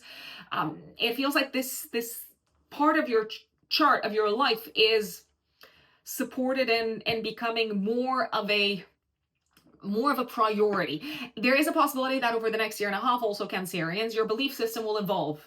You might be exposed to new worldviews, new beliefs, new cultures, and your kind of like entire view of life, and maybe also your relationship with God and with a higher power, with divinity, is probably going to evolve to a new level, let's say. The South Node transiting the third house. Okay, so you are basically supported in letting go and releasing some old ways of speaking, of thinking, of communicating, potentially also leaving behind maybe your connection with a colleague, maybe your connection with certain neighbors. Neighbors might leave. You might leave behind a neighborhood. You might leave behind a local community over the next year and a half. And you might also release, I am going to put it out there, an old mode of transportation. So if you have a car, for example, or a bike, I mean, sometime between the 12th of January until July of 2026, you're probably going to feel like it's time to exchange it. Also on the 12th of January, Mars trines Neptune. You are incredibly inspired. You may feel like you are guided by divinity in some shape or form. You may feel really energized by a dream, by a vision, and by a certain worldview. And I dare say this is actually a day to dream really, really big, especially when it comes to your career, to creative projects, and to anything that has a spiritual kind of like element in your lives, Cancerians. 13th of January, full moon in Cancer, active 3 days before, 3 days after. This full moon puts the spotlight on you and also your relationship sector, and it isn't a nice aspect to Uranus, but it is also conjunct Mars retrograde. So there is a possibility that an old disagreement might come to the surface. Something that maybe irritated you in the past might come back to your attention. You might feel very kind of like strongly about it in terms of feelings, and you might air this out. You might share it with the outside world, and I dare say actually that a relationship can potentially benefit from this act of yours, from you kind of like tuning into your instinct and your intuition and saying, you know what, I need to honor whatever is driving me, whatever is maybe energizing me, and whatever is also fueling and potentially annoying me. I feel like a relationship can kind of like evolve into a different stage, into a more exciting, a more aligned, a more future-oriented stage, if you do actually air your desires, your wants, but also your frustrations around this time. You may also feel very energized by the collaboration that seems to kind of like fuel in a very important manner one of your most important goals for the future. You seem to be very energized by a collaboration in the professional space with someone maybe who you've wanted to work for a long time, or maybe with someone who you've even worked in the past, and now there's a kind of like a reconnection, and it's very exciting because it feels like there's going to be novel ways to channel the energies that you're bringing together. And it's also a great day to potentially announce something big, massive to the world, maybe that you have been, once again, maybe keeping under wraps, or that you've been sleeping on, sitting on, holding in. You might announce something to the world about your relationship sector, maybe collaborations in the professional space, but maybe also your relationship in your personal life. So especially those of you who have kids might make a big announcement connected with children. 14th of January, Venus squares Jupiter. This can be a little bit of an overindulgent day. There is a possibility that you may just, I don't know, just let someone be, even though you don't agree with them. Just kind of like be accommodating and accepting when it comes to someone's worldviews and beliefs that you're not really aligned with, but you're just gonna let it slide. Let's say there is a possibility that I'm gonna say you might do some work for free for someone. You might do some how should we call it? Some charity work for someone. Part of you could feel like, you know what, this person doesn't need me to do charity for them, but at the same time, you're like, oh, I can't be bothered to, I don't know, push back. So you might just do it, essentially. Someone might also be very charming towards you, and you might be like, oh, I don't want to do this, but I'm going to do it because they're very charming. I'm going to help them with this problem. 16th of January, someone is opposing your actions. I do want to put it out there, and it can be someone who is more established, someone who is maybe older, more mature, or who is maybe a lot more conservative and invested in maintaining the status quo. Could that be frustrating? Yes, absolutely. Does that mean that this person is going to be a source of blocks moving forward forever? No, but maybe you just have to wait even more. Maybe you have to wait for Mars to get out of retrograde, end of February, for example. 19th of January, the sun goes into Aquarius in your 8th house. The spotlight is going to be placed on shared assets, investments, resources. By the way, speaking of investments, 3rd of January and maybe also the days up to the 3rd of January, there can be some massive highs and lows and ups and downs. And I would act cautiously when it comes to investments. Now, this is not financial advice. You're free to do whatever you please financially, and you're completely responsible for your financial decisions, Cancerians, but it can feel like potentially some of your investments are taking a hit beginning of January, but also it's not a reason to act very rashly. I apologize. Venus is going to conjunct Saturn on the 19th of January. This can be a time when you make a commitment towards someone for the long term. It could be potentially that you're agreeing on a long-term collaboration. You could also feel somehow responsible, maybe for a family member, and commit to doing something for them selflessly. This can also be a day of reaching agreements in the legal space somehow. So maybe kind of like signing an important contract. It feels like you need to take your time to really read things through and see what it is that you're signing up, for. You might also, together with someone else, with a partner, especially be it a business partner or a life partner, realize that actually you're on the same page, you're on the same wavelength in terms of what is meaningful for you, and decide to kind of like join forces to make something happen in alignment with your greater kind of like worldview. Buried information could come to the surface around the 21st of January when it comes to debts, taxes, or your investments. 23rd of January, a very argumentative date, not just for you, but for everyone. But I feel like you're bringing the argument. Someone might say something on the 23rd of January, and they might be very focused on facts and the pragmatic aspect of the issue, and you might take it the wrong way. You might be very triggered.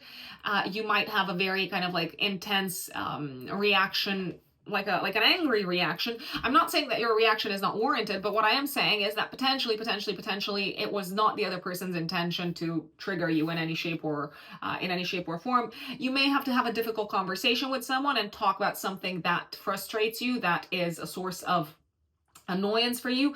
I do feel like if you can hold it in a little bit and not allow your temper to run all over the place and not maybe like start crying or something like that. I mean, I'm giving you this example because I'm a Cancer rising and I do cry quite easily.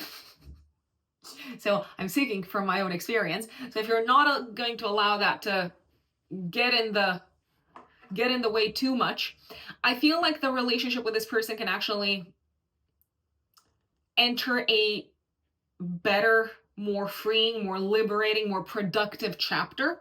And this person is actually somehow a friend, even if it doesn't, or it's possible that this person can turn into a very good friend, even if it doesn't feel like it on this day. And if someone is opposing you with, I don't know, like bureaucracy, if they're throwing spanners in the work, when it comes to bureaucracy, when it comes to like documents, paperwork, or things like that, you may have a friend who is able to help solve your problem. So don't hesitate to reach out to them because they seem to help you be free of this issue.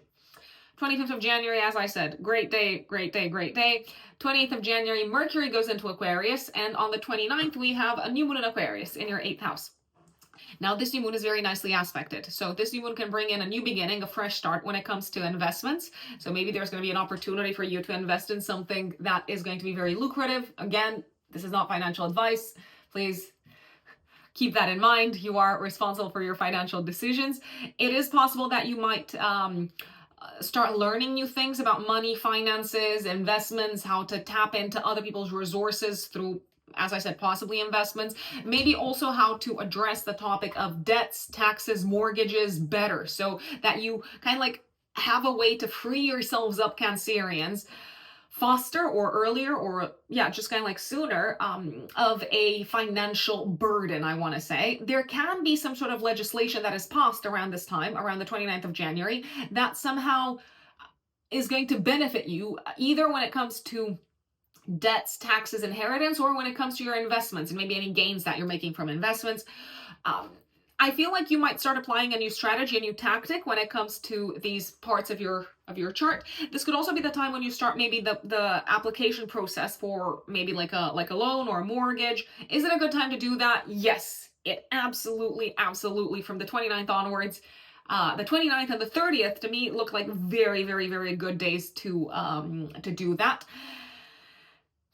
This can also be the time when, if you are in a relationship, you agree with your partner to start potentially working with kind of like shared assets and shared resources differently. Maybe you are pooling resources together to achieve a greater goal. Maybe together you are kind of like bringing your brains in focus on the same matter that you can solve if you, again, put your mind to work. It can be a matter that is quite costly, but together it feels like you're a force to be reckoned with, and you're like, okay, we are going to get rid of this, I don't know, like financial burden. That is very much a possibility. And last but not least, it can also be a fresh start that comes into your life around this time, Cancerians, that you're experiencing in connection with the areas of intimacy and kind of like power dynamics when it comes to the relationship with someone in your life. So you might feel free and liberated and potentially have a completely different attitude towards a matter that has caused maybe like stress or tension or blocks even when it comes to intimacy and when it comes to kind of like close, kind of like sharing of life, of resources, of energy with someone else.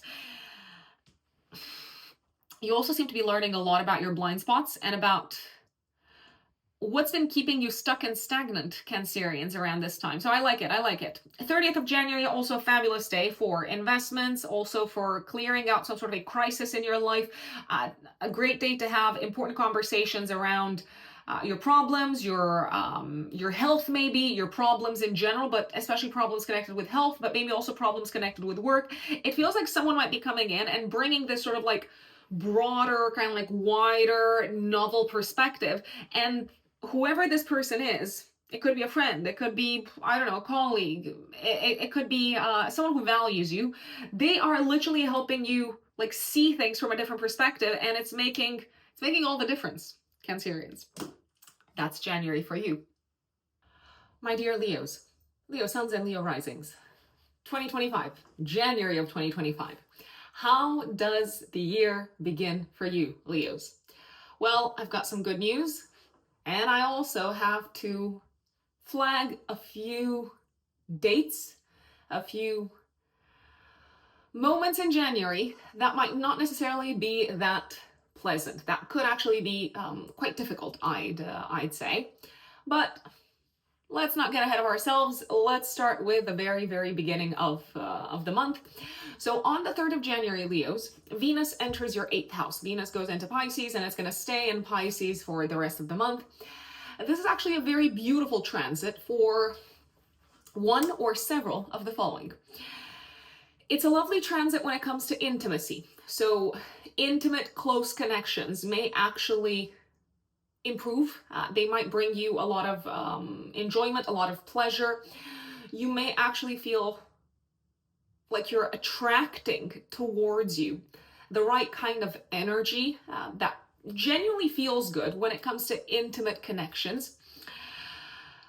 This is a transit that can also attract towards you other people's resources. Now, what do I mean by that? If you need help in any shape or form, if you need support in any shape or form, it could be financial, it could be any other kind of support. Let's say you need ideas from someone, you need insights from someone. Venus comes in and says, you know what, I'm just gonna make things easier and smoother for you, Leos, based off of someone else's input. So based off of someone else's resources or someone else's maybe connections. Venus is also the ruler of your career, especially for Leo risings. That's why I'm talking to when I say this. It may feel like you are garnering a lot of support from those who have power and influence in your professional life throughout this period.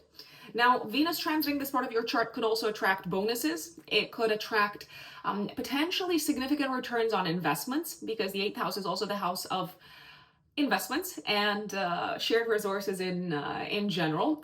Venus in this part of your chart can also attract a powerful business partner, a powerful client, or a powerful investor, as I said. Venus is exalted in Pisces, so Venus loves being in this part of your chart. If you've been experiencing any sort of crisis when it comes to taxes, debts, shared assets, shared resources, when it comes to maybe your legacy or anything connected with the topic of inheritance or maybe insurance, let's say, Leos, Venus comes in and is giving you a really, really strong helping hand. It's giving you relief. It's giving you a sense of ease and relaxation because things are finally falling into place. Probably one of the most beautiful transits of the month. Now, also on the 3rd of January, when Venus goes into Pisces, we have an exact opposition in the sky between Mars and Pluto. Now, you're probably going to feel this opposition from the very beginning of January. So from the 1st of January, I'm going to say all the way until the 4th, potentially, Leos. This is not a pretty transit. When I said that there are some difficult times to prepare ourselves for, this transit is the #1 transit that I had in mind for January. Now, Mars in opposition to Pluto can bring a really potent, I'm going to say a really strong adversary for you. It can bring into your life incredibly powerful opposition in a specific sector of your life. If you are fighting anyone, and I don't necessarily mean that you're fighting them, I don't know, like physically. You might be fighting someone potentially in a court of law, let's say. This opposition might really shake things up. I mean, this opposition could really rattle you because you maybe did not expect this strong an adversary. You might not have expected that this person who you're up against had this amount of like power or influence, let's say.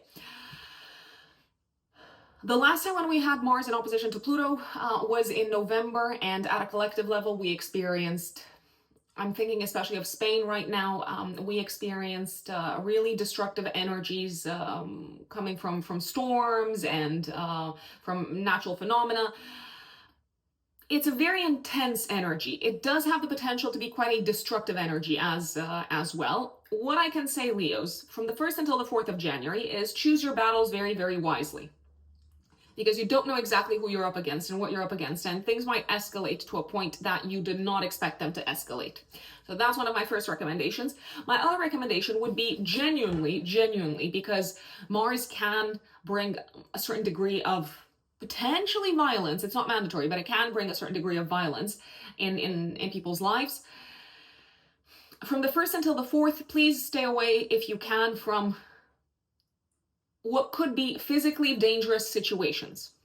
Now, that could involve maybe, I don't know, going to places or like not going to places that are potentially dangerous.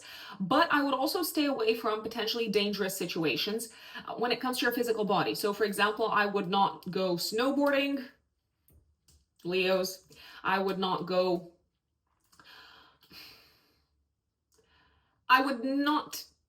try to take physical risks in any shape or form, because things may not turn out exactly as you expected them to turn out. So even though you might be feeling lucky or you might be feeling protected, it might not be the case on at the beginning of January. And last but not least, there is a possibility that you may have a really strong conflict with a partner. It could be a life partner, it could be a business partner, it could also be a parent. There is a possibility that you might have a really intense fight with someone. I would be very careful how intense you are in the midst of this, because there is a possibility that the relationship could be very, very significantly damaged. Now, if you need to stand up for yourselves and defend yourselves, I mean, I'm not saying don't do that, but I am saying be careful what sort of bridges you're burning, because there is a possibility that further down the line, you might regret it. 6th of January, Mars retrograde goes back into Cancer in your 12th house. Now, I would recommend having a think about what was going on in your life in October, my dear Leos. What were you working on behind the scenes? What was maybe giving you a little bit of, I don't know, like stress or anxiety? What was a source of irritation in a behind the scenes way? Was there anything happening at home? Were you having any sort of like conflict with, I don't know, like a family member or maybe an in-law? Were you faced with unexpected maybe like difficulties or sources of frustration connected with your home life, or maybe connected with traveling, or potentially connected with a court of law? Essentially, with Mars going retrograde in this part of your chart, Mars is going back over the degrees of the sign of Cancer that it went through in October. So you might have to basically deal with once again or revisit some of the issues that you've been dealing with in October. And I will also say this transit can indicate that you might hold back, you might potentially try to repress or try to maybe block or suppress your frustration with someone. It could be with a family member, it could be with an in-law, it could be with a mentor, it could be with a teacher. If you do that, and I'm not saying that you have to confront someone if you don't want to, but if you do that, there is a possibility that this could have a tiny little bit of a challenging effect upon your mental health. So I would really ask myself, okay, how important is this to me? Do I need to address this head on? How do I get out of this frustrating situation? Also, 6th of January, Mercury squares Neptune, so communication can be quite fuzzy, nebulous, let's say. So don't take things at face value. There is a possibility that you may feel like someone's trying to lie to you, maybe a child if you have kids, or maybe a loved one, or you might actually try to potentially soften the truth when you're talking to a loved one, and maybe hide your disappointment possibly. Now, 8th of January, Mercury goes into Capricorn, so your mind is going to be very focused on day-to-day work and your daily to-do list. 12th of January, this is a very, very important moment in time. So a very important moment in 2025, not just in January. The North Node, the true node, goes into Pisces, and the South Node goes into Virgo in your 2nd house. Now, for the next year and a half approximately, until the middle of 2026, the North Node emphasizes the focus on,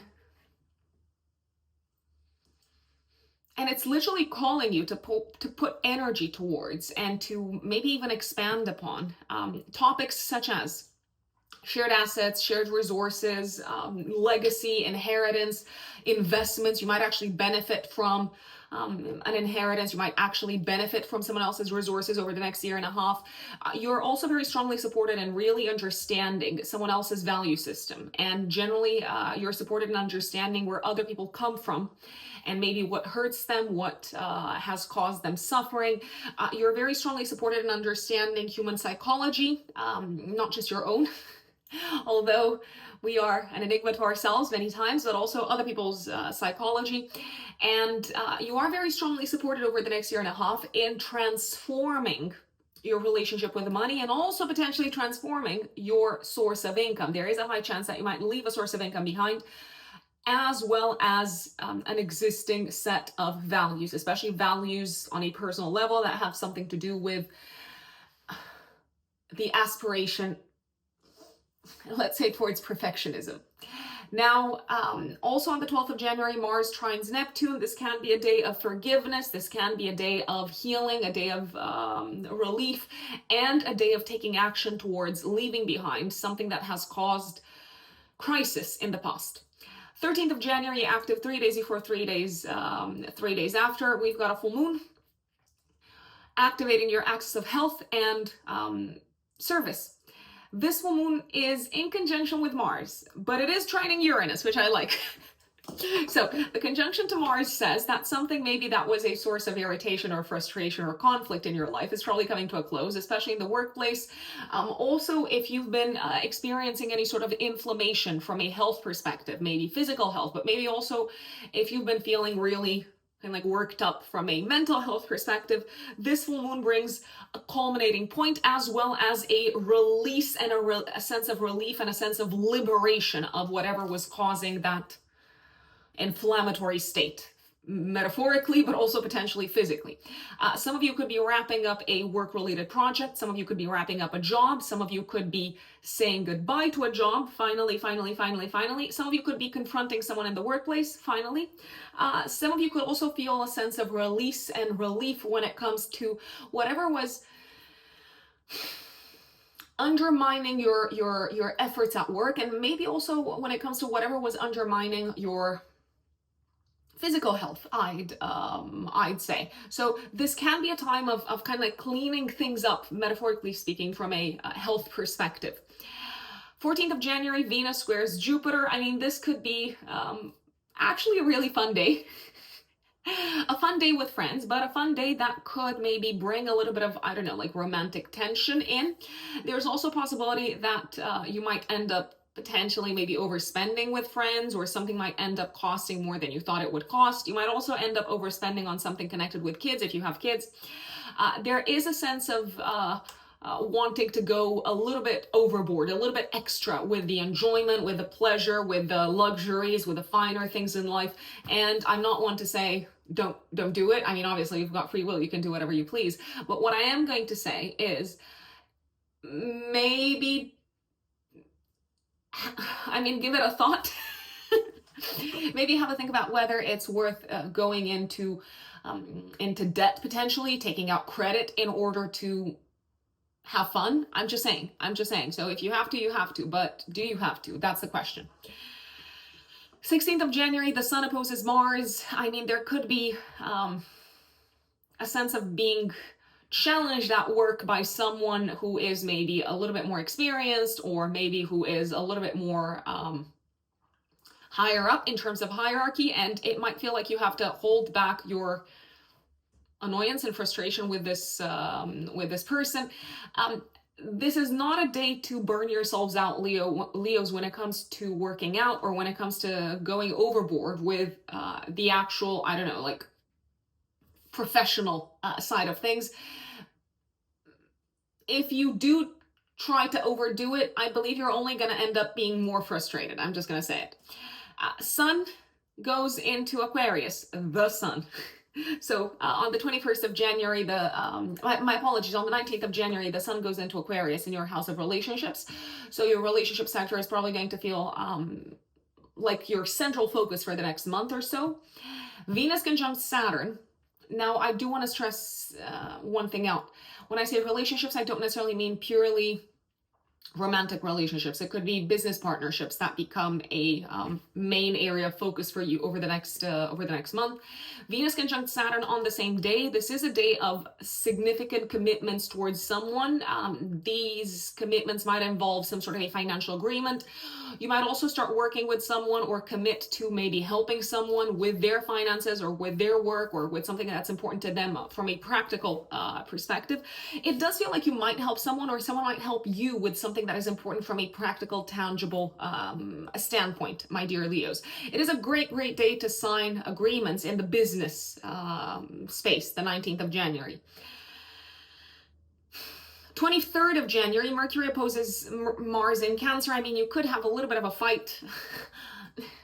I am going to say it. On the 16th and on the 23rd of January, I would generally be a little bit extra cautious when it comes to what you say and how you approach things in the workplace, because these can be really belligerent days when you just like say the wrong thing, or someone says the wrong thing and you get triggered, or maybe someone else gets triggered, and things can escalate, verbally speaking. Also on the 23rd of January, however, you might come up with a very innovative solution when it comes to a matter connected with your work, and you're probably going to receive recognition for that. So nice. 25th of January, a very romantic day. Venus trines Mars. I mean, this is the perfect day to potentially get away from the world with a romantic partner, just kind of like escape from the maddening crowd. It can be a really nice day for a break. It can be a really nice day for a romantic getaway. I would also say the 24th of January, so the day before, actually looks quite nice as well. If you're not using this for romance, 24th, 25th, you can use this to potentially take some sort of action when it comes to maybe your investments. Now, this is not financial advice, and you are completely responsible for how you plan, organize, and spend your money and your resources. But it could be a day of opportunities from the perspective of investments. It's also a day of pleasure, literally, of taking action to enjoy something that is really pleasurable, maybe in a private environment. 29th of January, new moon in Aquarius, active 3 days before, 3 days after. Like the month ends beautifully. This is a beautiful new moon. The month ends with a bang. The new moon is superbly aspected to Jupiter. Now, what do I like about this new moon? So it can bring in a new partnership, a new relationship, a new collaboration that helps you achieve some of your long-term goals for the future. It can bring that into your life. It could be maybe a business partnership. It could be a personal connection. So it doesn't have to be a romantic connection. For example, let's say your goal is to be more fit physically in 2025, and this new moon could bring the right person into your life that can help you achieve that objective. So maybe it brings in the right, I don't know, nutritionist, for example, or the right personal trainer, or the right therapist. It does feel like there is a theme of transformation here. So whoever's coming into your life, or whatever's going on in the relationship sector, the focus is on transformation with a view to achieve big goals for the future. I do believe that you feel quite comfortable emotionally with this person. Also, if you are in a relationship romantically, this new moon can bring a fresh start for your partner, maybe a fresh start that they're very excited about, maybe something that they're very invested in, both in terms of beliefs as well as in terms of what they expect to get out of it from a financial perspective. So I am liking this new moon. And for those of you who are single, if you are looking to maybe welcome someone into your life, or if you're looking to give someone a shot, the new moon at the end of January is actually very supportive in this direction. And the month, like I said, ends on a high with the sun trining Jupiter on the 30th of January. Please take advantage of this. Go out, meet people, talk to people, have fun. It's a great day for socialization. I mean, 29th and 30th are great days for socialization, great days to go out into the world, to connect with peers, to connect with friends, to connect with your community, to maybe do fun things together with the people that love you. That is Leo for January. Virgos, Virgo suns and Virgo risings. Virgos. The month begins with, I mean, it's such a mixed bag, because it begins literally with one of the most beautiful transits of January, and maybe even of the year. And it also kicks off with one of the most challenging transits of the month. So let me start with the good news. 3rd of January, throughout the rest of the month, Venus, planet of love, beauty, pleasure, relaxation, affection. Venus enters your house of relationships. Now, this is a superb transit, because it's probably going to make you feel like relationships are going very, very smoothly. It's probably going to make you feel like people that you're interacting with are being very nice and kind and accommodating. If you need anyone to help you with anything, literally just say the word. It may feel like other people are very keen and eager to please you. This is also a very, very good time to go out on dates, regardless of whether you are with someone or not. It's a great time to say yes to love, to say yes to romance, to say yes to doing relaxing, pleasurable, enjoyable things with a significant other.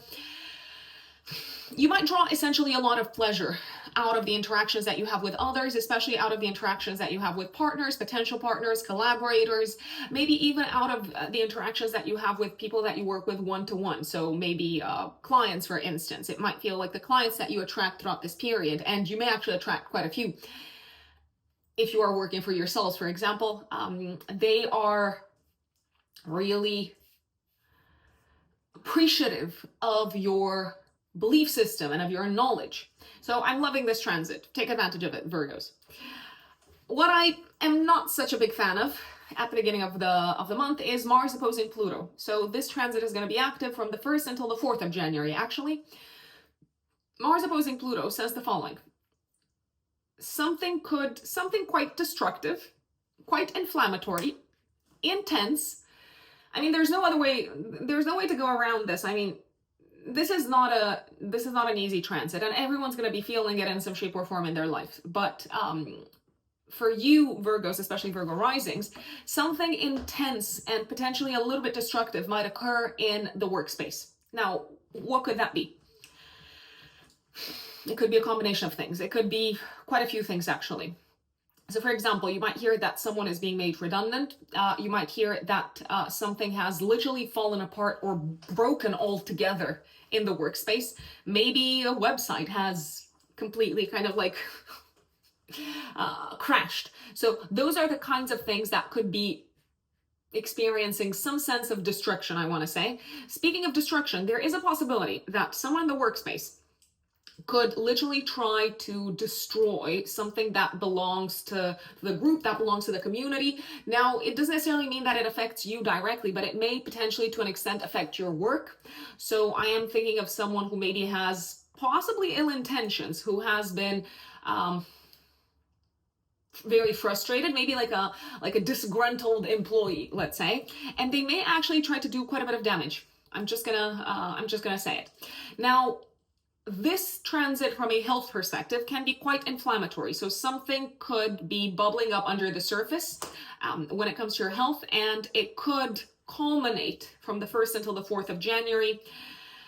It is potentially an issue from a health perspective that is not new. So if something is coming up, Virgos, or if you know that something has been a little bit more kind of like sensitive when it comes to your health, maybe a specific part of the body or something like that, Mars really kind of like rattles things up. It's like poking the bear. So this transit might be poking the bear in all the wrong places from a health perspective. If you've been ignoring something health-wise, Virgos, now you can bet that this transit is going to bring that thing to your attention. This transit might also put the spotlight on how you literally need to completely transform your approach to health and your approach to work and to your day-to-day habits. I will say this. There is also a possibility that you may have potentially some sort of a conflict at work, and you might decide to stop working with someone, to start working with an employee, with a colleague, to stop working with a certain employer, maybe to stop working with a certain client. So it feels like a relationship could be very, very, very strongly challenged. My big recommendation, if you're working with sharp tools or heat, my big recommendation is to be incredibly careful when it comes to this transit, because it can be a difficult transit for those who have to deal with these kinds of work environments where, I don't know, maybe there's knives or there's like heavy machinery and things like that. So please be extra cautious. That's just my recommendation. 6th of January, all the way until February, all the way until the last week of February, Mars goes back into Cancer in your 11th house. So it may feel like your focus and your energy and your desires are being pulled back towards some of the goals, plans, and dreams for the future that were on your radar in October. So if in October you were setting some goals and some targets, Virgos, it may feel like this Mars retrograde is saying, okay, time to reevaluate these, time to maybe put energy back into them once again, time to potentially take action, maybe delayed action in regards to these. There's also a possibility if in October you were having a little bit of a challenging time, a frustrating time in connection with a friend or in connection with a community or with a group of people, there is a possibility that the frustration might come back, that the source of conflict might come back, and you might need to revisit this matter, I'd say. Also on the 6th of January, Mercury squares Neptune. Communication with a family member or with a partner is probably quite confusing. I mean, maybe they're not talking about the same thing that you're talking about, which is always a possibility. Maybe there's just like a misunderstanding, so I wouldn't take things too much to heart. It just feels like maybe things are not landing, messages are not landing in the way that they are intended to land on this day. 8th of January, Mercury goes into Capricorn. All the way until the 28th of January. Mercury is your chart ruler, so Mercury transiting Capricorn is actually likely to be very enjoyable. You may feel like it's finally time to have a little bit of fun, to maybe let your hair down, and I know it's January. I mean, the holiday season is over, right? But you might feel drawn into, you might feel pulled into potentially activities or situations that are enjoyable for you, that are fun for you, that are entertaining for you. And you might actually go through a very creative stage of your year. From the 8th of January until the 28th, when Mercury goes into Aquarius in your house of day-to-day work and health. So do take advantage if you are in a creative space, in a creative environment. Do take advantage of this period, because inspiration might be flowing quite easily, Virgos. 12th of January, all the way until the middle of 2026. I repeat, the middle of 2026.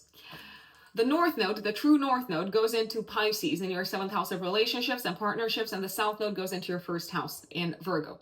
Now, for the next year and a half, you are strongly supported by the cosmos to invest energy and to focus on relationships, partnerships, collaborations. When I say relationships, I don't necessarily mean purely romantic relationships. I mean maybe collaborations in the workspace.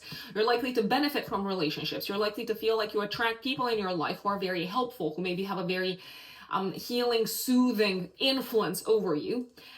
What's also very likely over the next year and a half is the following. You might leave behind an old view of yourselves, Virgos, and an old sense of self and an old identity. Like the snake shedding its skin, that's what you seem to be going through. The South Node going through the 1st house can feel a little bit energetically draining, so you might feel potentially a little bit tired. Now, if you are feeling tired, if you are feeling drained, I would once again look back at the area of health and at what your day-to-day looks like, what needs to change, because if you ask me, something potentially does need to change.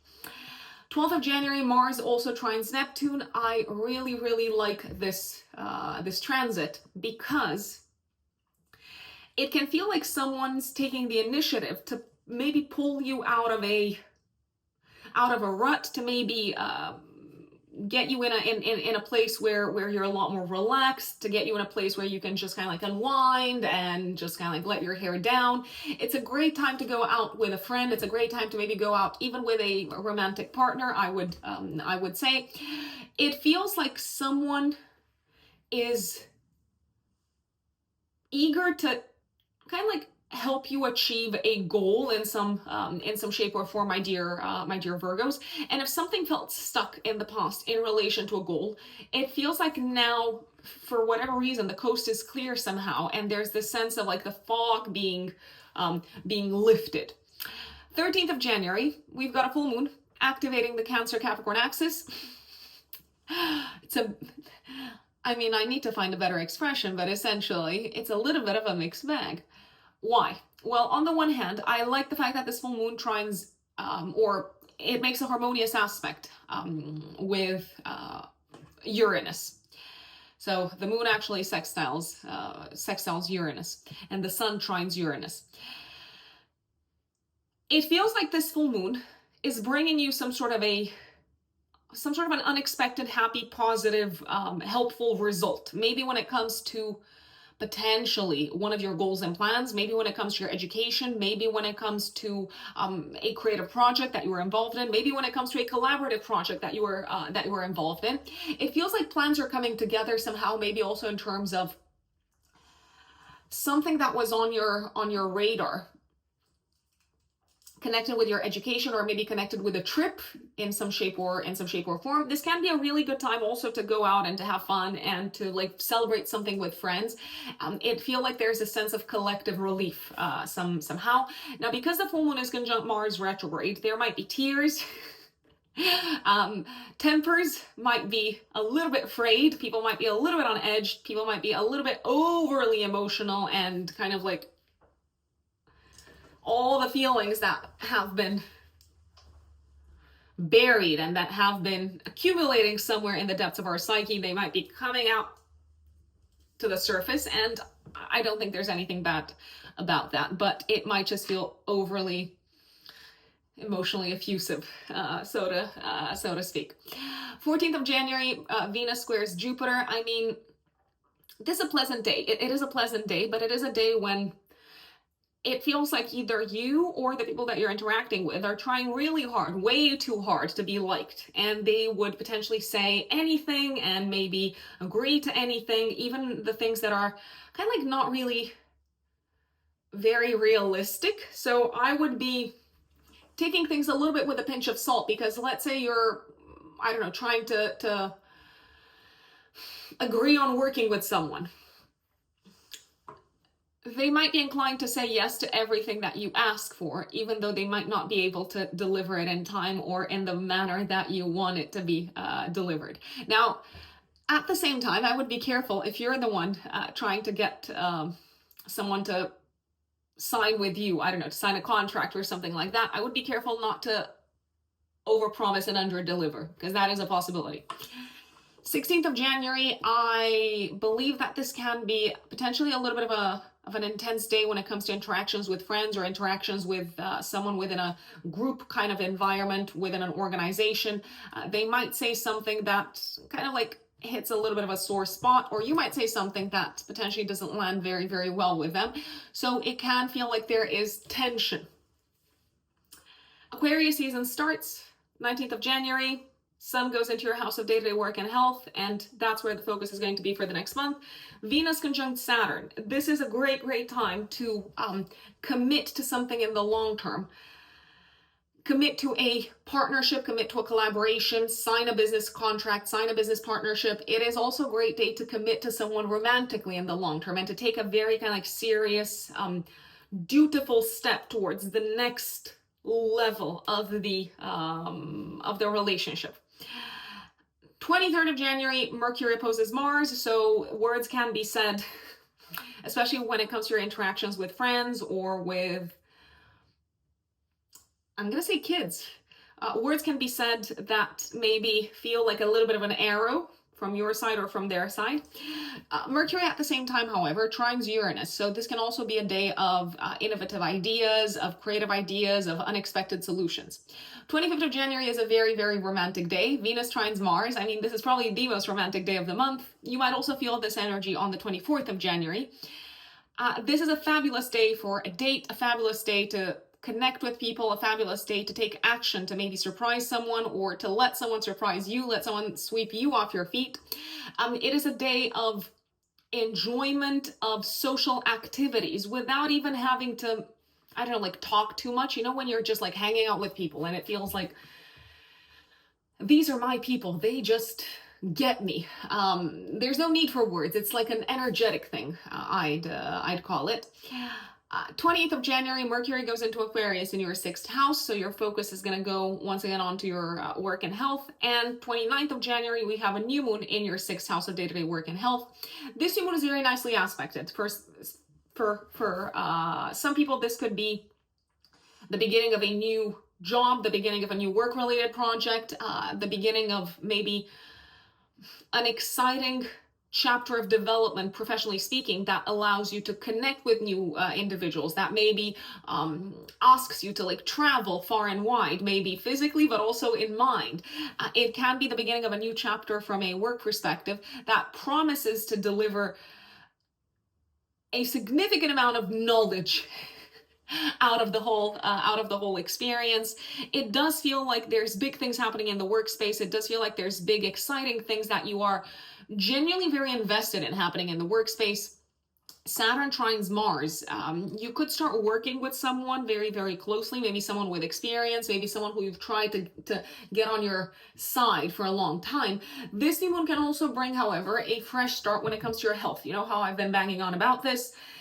It can be the perfect time to kick off a new health-related habit, and that could mean, once again, collaborating with someone who knows what they're doing, someone who can help you achieve your goals even when you are feeling like your motivation is dwindling, let's say.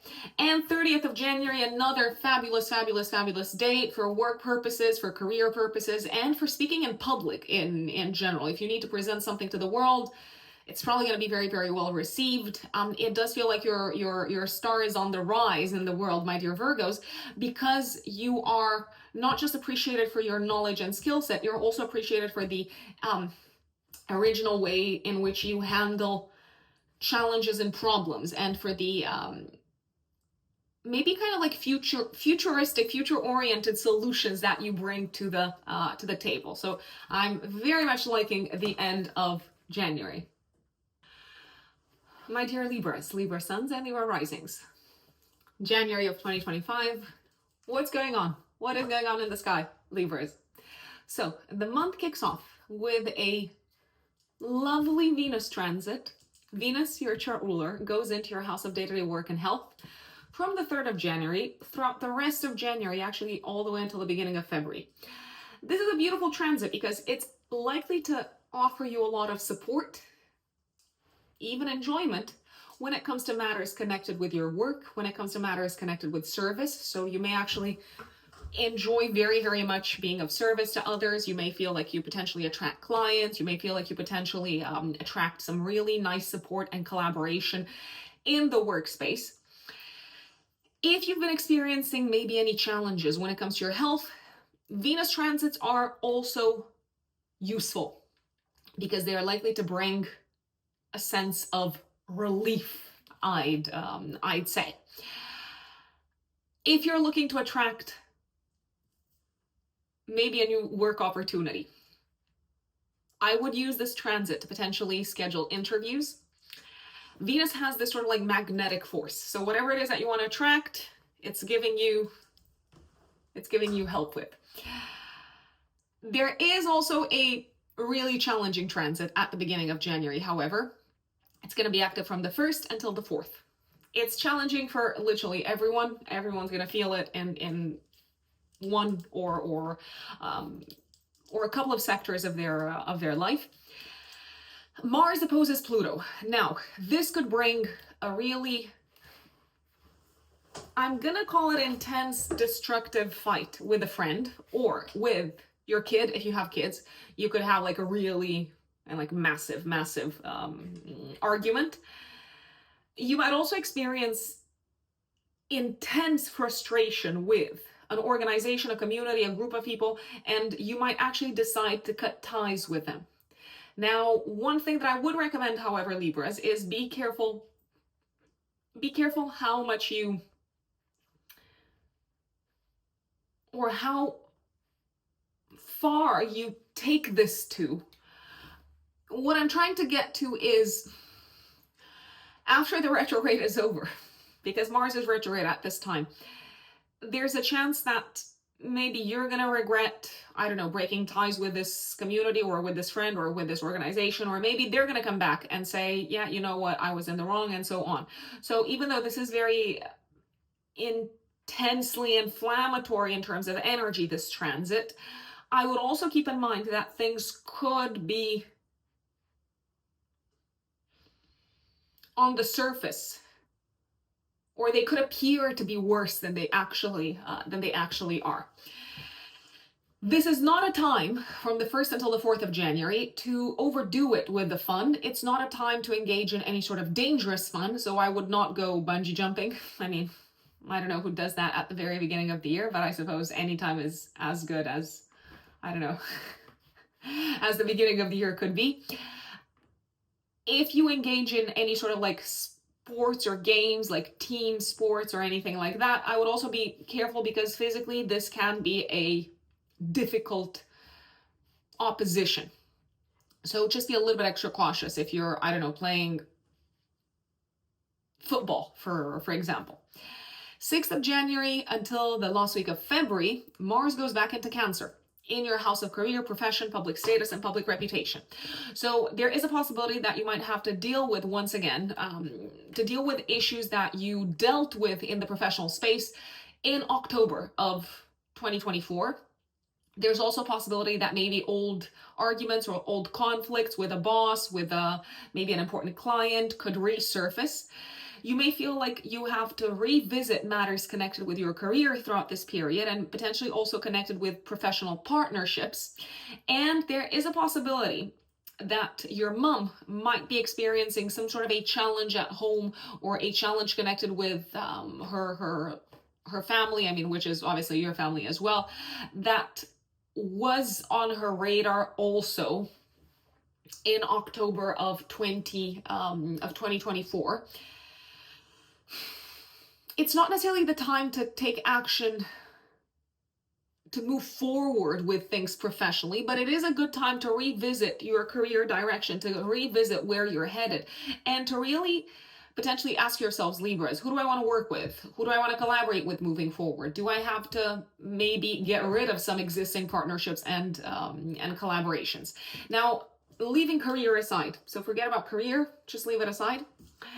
Mars retrograde going back into your 10th house can potentially have a little bit of a, how should we call it? A little bit of a bitter effect upon your reputation in the world. So if there's ever been any sort of like rumor about you, let's say, let's give that as an example, it might resurface. So you might feel potentially a little bit publicly attacked by something that's quite damaging to your reputation. There is a possibility that someone has some bad blood against you, because Mars is also the ruler of the house of enemies. So someone might be spreading things about you. Also, 6th of January, Mercury squares Neptune, a day of potentially confusing communication in the workspace, and your mind is not super clear. Your colleagues' minds are not very well organized either on this day. 12th of January, the true node, the north node, goes into Pisces in your house of health and day-to-day work, and the south node goes into your 12th house for the next year and a half, so all the way until the middle of 2026. This is probably one of the biggest, the most important, the most significant transits of 2025, and it's going to last for approximately a year and a half. So this transit is actually very supportive of new developments, expansion, progress, evolution, and increase, what feels like maybe fated increase when it comes to your work and your health sectors. So this transit can bring in new job opportunities. It can bring in potentially the ability to serve people in new ways, to be of use, to be of help, especially in the professional setup, in new ways. This transit can also bring up or bring to your attention the need to cultivate new habits, healthier habits. The South Node transit in your 12th house is basically taking you out of a place of isolation, out of a place of retreat, and it's saying, yep, no more retreat, no more isolation. And it is actually a very helpful transit when it comes to releasing any sort of habits or attitudes or approaches that could be contributing to self-sabotage. 12th of January, Mars trines Neptune. This can feel like a day of inspired action also when it comes to your career direction, and it could feel like something that's been causing frustration in the professional space is being dealt with almost like, I don't want to say magically, but it feels like there's some sort of like a divine intervention. It's like, yes, the fog is being lifted and the problem is getting solved. 13th of January, active 3 days before, 3 days after, we've got a full moon activating your house of career, public status, public reputation, and your 4th house of home and family life. This is a culminating point, my dear Libras, when it comes to your career, your status, and your place in the world. Some of you could be finally getting some sort of news that they were waiting for, maybe for a long time, connected with their career. So if you've been waiting to hear back from, I don't know, a potential employer, or if you've been waiting to hear back from your existing employer regarding your promotion, let's say, this full moon can bring the news, the big peak moment. I'd say, Libras, I love the fact that this full moon feels very freeing and very liberating. So it feels like whatever's been causing maybe irritation, frustration, or maybe even crisis in your professional life is being dealt with, is being addressed, and it's being addressed in a very intuitive way. It is being addressed maybe a little bit later than you expected it to be addressed, but now it's finally out of the way.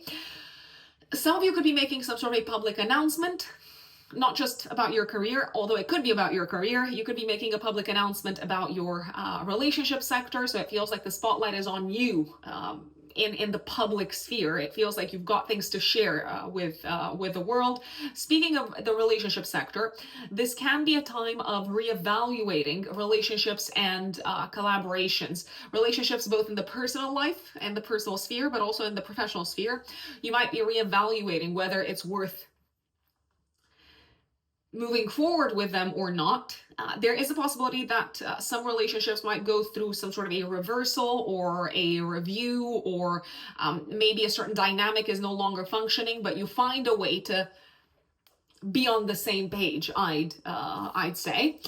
This can also be a culminating point when it comes to one of your parents, my dear Libras.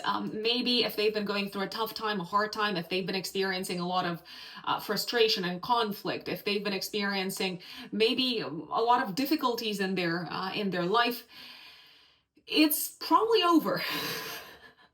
I'm just going to say it. It feels like they could finally get rid of something that's been causing a lot of stress, a lot of tension, and maybe something that's also been potentially putting financial pressure on them. 14th of January, Venus squares Jupiter. Now, this is a day of, I am going to call it, of excess. Of excessive, maybe, of trying too hard. Of trying too hard maybe to impress someone, of trying too hard maybe to like share your knowledge, to share your skills, to share your resources with others, especially in a professional setup. You might try really hard to please and to impress them, and you might overgive, let's say. Overgiving does seem to be a theme. So when I said excess, it doesn't necessarily mean, oh, you're, I don't know, eating too much or something. There is such a thing as overdoing it in the workspace. Speaking of excess, there seems to be an excessive amount of optimism potentially that could maybe cloud a little bit your clear judgment when it comes to a matter connected with work, health, or travel, potentially. And of course, it's great to be optimistic. I mean, guilty as charged, right? But yeah, don't let it, don't let it fool you, or don't kid yourselves, or don't fool yourselves, Libras. Don't fall for your own don't fall for a fantasy, I wanna say. 16th of January, Sun opposes Mars, some sort of conflict either at home or in the professional space. It feels like there's this sort of like tug of war between structure and feeling and emotion and intuition. 19th of January, the Sun goes into Aquarius. For the next month, it illuminates your house of fun, romance, enjoyment, entertainment, and children.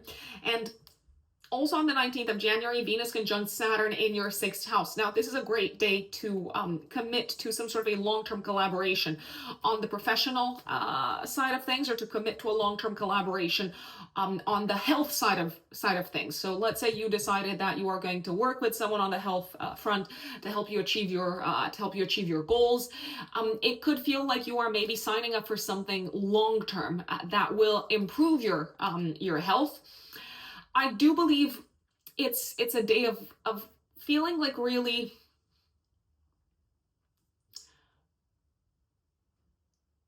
keen to be doing the right thing, to be committed and to be responsible and to be disciplined when it comes to taking care of your physical body, my dear Libras. And sometimes that might also involve doing less. I mean, all the time I'm guilty of this. I know we may default to thinking that more is better, but sometimes less is more, less is better, less is healthier, I'd say. And this can be one of those days. 23rd of January, Mercury opposes Mars. Be careful what you say in the professional space and the public space, and be careful what you say to your parents, because they might take it the wrong way. You might strike a sensitive chord. Mercury, however, also trines Uranus on this day. Maybe an unexpected good piece of news connected with family, home, finances, and maybe connected with overcoming some sort of a crisis. 25th of January, Venus trines Mars. Now, technically, this could be a very romantic aspect, but This is happening in your house of day-to-day work and in your house of career and professional direction. So I feel like this could be a really good day, the 25th of January, and maybe also the day before, my dear Libras. It can be a really good day to take action inspired by your tastes, by your aesthetic, by your imagination, to take action in the direction of maybe your dreams professionally, or to take action in the direction of your goals professionally. A very fruitful couple of days when it comes to collaborations geared towards tangible results. These could be in the workspace, but it could also be something connected with, I don't know, your health, for instance, or maybe you're helping someone with one of their concrete, tangible goals, and you're offering a lot of emotional support. So it's a really beautiful transit. 29th of January, active 3 days before, 3 days after, new moon in Aquarius in your 5th house, my dear Libras, trining Jupiter. Now, the end of the month is superb. Here, I said it. I love the end of January. So this new moon can bring in a new beginning, a fresh start when it comes to your passions, hobbies, creative projects, but maybe also when it comes to your romantic life. So those of you who are single, you may feel ready to go out into the world, to connect with people, to go out on dates. There is a possibility that maybe someone expresses their feelings for you, maybe someone who you've known for some time. But going back to creative projects, this new moon can bring in the opportunity to work in the long term on a creative project, or to work on something that is very aligned with your passions and hobbies in the workspace. So you might feel like, oh my God, this is so exciting. This is really right up my street. You might also start putting effort and energy on a more consistent basis towards what you know makes you happy. And this could have something to do with your studies. It could have something to do with a topic. I don't know, let's say you're very much into astrology. You could decide, you know what, I'm going to start being like super diligent about studying astrology, for example.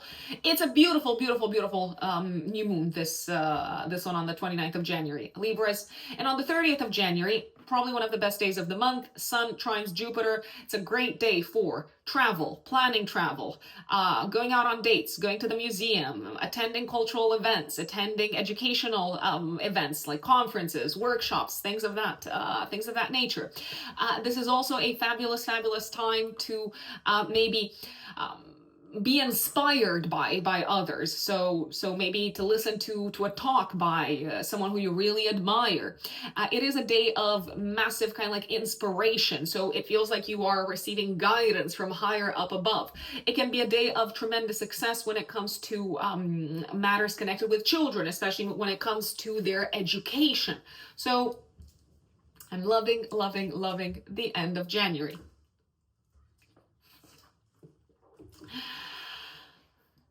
Now let's move on to Scorpio, Scorpio suns and Scorpio risings. My dear Scorpios, what's going on in January? So the month kicks off with Venus going into Pisces.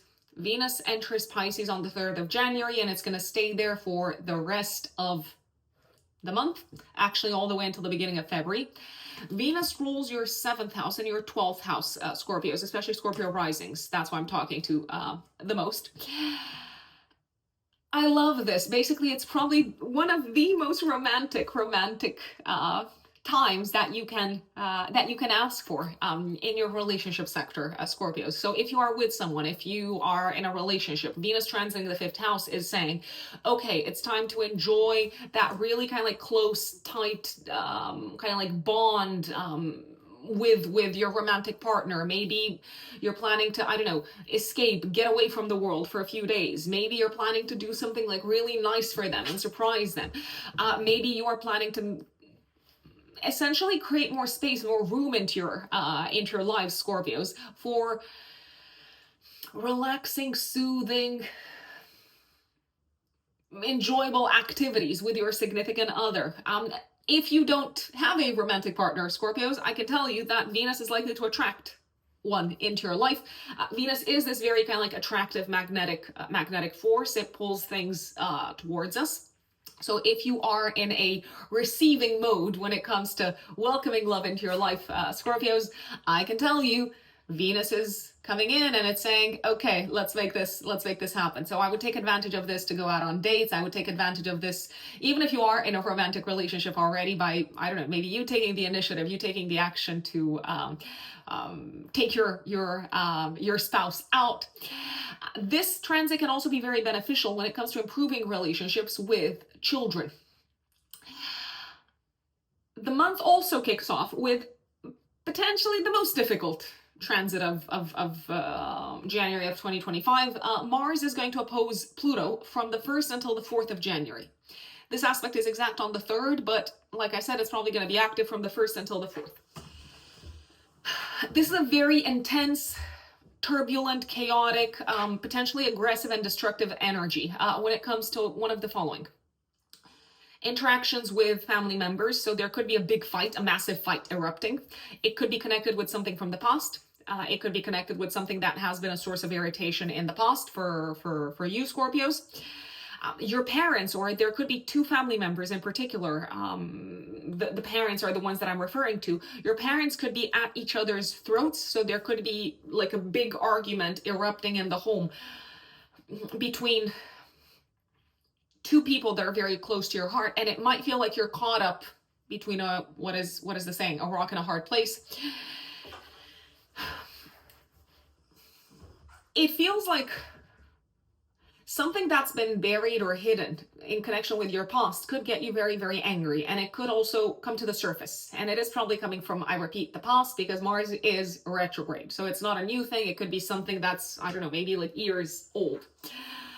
One thing that I would also say is that there is a chance with this transit that family members, especially parents, could experience maybe some sort of a disruptive, I want to say intense destructive energy within the home space. So I would maybe give them a little bit of a heads up so that they are maybe a little bit more careful when it comes to handling sharp tools such as knives, or when it comes to handling any tools that use heat, let's say, because this can be a little bit of an accident-prone energy. And last but not least, you might be very angry, Scorpios, with a boss or an authority figure, and there is a chance that you might want to cut ties with them. Now, I'm not saying don't cut ties with them, but what I am saying is once Mars gets out of retrograde, which is going to be at the end of February, part of you might feel less angry. So if you don't have to burn any bridges just yet, I wouldn't, but that's completely up to you, ultimately, Scorpios. 6th of January, Mars goes back into Cancer in your 9th house for the rest of the retrograde until the last week of February. So you might be putting energy and you might be kind of like focusing once again on matters from the past connected with your education, connected with traveling, but maybe also connected with courts of law. There is a possibility that old maybe educational projects might come back to your attention, and there is a possibility that you might be called to travel back to places that you have traveled to in the past, maybe for work-related purposes. If you've been experiencing any sort of challenges on the legal front, let's say you are involved in some sort of a trial or something of that nature, it feels like the energy is being kind of like channeled back into this matter, and now you have the opportunity to like solve it, but maybe in a different way. I would be careful, however. I would be careful when it comes to potential conflicts and to potential kind of like frustrations with in-laws throughout this period. If you are traveling, my big recommendation would be to get maybe travel insurance and to maybe not expect things to go in a very kind of like smooth, straightforward manner when it comes to especially long distance traveling. And especially if you're traveling for work, I mean, that could sometimes give you a few headaches, metaphorically speaking. So I would arm myself with a lot of patience. Also on the 6th of January, Mercury squares Neptune. There's a possibility you might overspend, or you might misplace some money, or you may misplace one of your possessions, but I wouldn't freak out just yet because there is a chance that you might find it a little bit later in the month. Mercury goes into Capricorn in your 3rd house of communication from the 8th of January all the way until the 28th of January. So you are probably going to feel like it's a lot easier to maybe find the right words at the right time and reach out to the right people at the right time. And your mind is going to be very kind of like stimulated by concrete, tangible matters, potentially connected with, I'm gonna say your plans for the future, Scorpios. 12th of January, one of the most important transits of the year begins. The North Node, the true North Node, goes into Pisces in your 5th house, and the South Node goes into Virgo in your 11th house. This is going to be a transit active for approximately 18 months until the middle of 2026. So for the next year and a half, you are strongly supported, and you are actually being kind of like called in, like pulled in to channel your energy towards matters connected with children, love, fun, enjoyment, entertainment, passions, and hobbies. So you may feel like the universe is kind of like conspiring for you to experience more joy in your life, to attract more love in your life. This can be a transit that potentially brings expansion of the sector of children. So if you want to have more kids, or if you want to have kids in general, this is a very, very supportive transit. This transit can also bring new love into your life and new passions and hobbies. The South Node in your 11th house, however, might give you a nudge to let go of, to release some friendships, to release some old, maybe connections with communities, with certain organizations that you're no longer aligned with, and you might actually be less involved over the next year and a half with professional organizations in particular. Also on the 12th of January, a very, very romantic transit and day in general. Mars trines Neptune. I mean, this is really a transit that can sweep you off your feet. You could have like some really good chemistry with someone. You might feel very attracted to someone. It is probably reciprocal, so you might feel, you know, like those kind of like sparks flying kind of thing. This is it. This is the day, 12th of January. You might also feel it the day before, so 11th of January as well. This is also a really good day to give yourselves permission, Scorpios, to be inspired by maybe a specific worldview or life philosophy, and to let it kind of like guide you, especially when it comes to some of your creative projects. 13th of January, active 3 days before, 3 days after, we've got a full moon in Cancer. It activates your travel access and your educational access. So this could be a time when you either physically travel, or you plan to travel, or you're on your way to a plane, or you are getting news potentially from abroad. You might also be getting news, potentially delayed news, a delayed result, a delayed outcome from a university, an academic institution, or from a court of law, or maybe from an in-law. I'd say it feels like this can be a time when something is solved, something is reaching a breakthrough of some sorts, maybe a little bit later than you wanted it to, but it's reaching some sort of a breakthrough in connection with your education, in connection with maybe your connection with, oh my God. Can I just stop saying the word connection? Can someone stop me from saying the word connection? So there might be a breakthrough. I sometimes get overly excited when I talk about things, and I am actually quite excited about this full moon because you might experience a breakthrough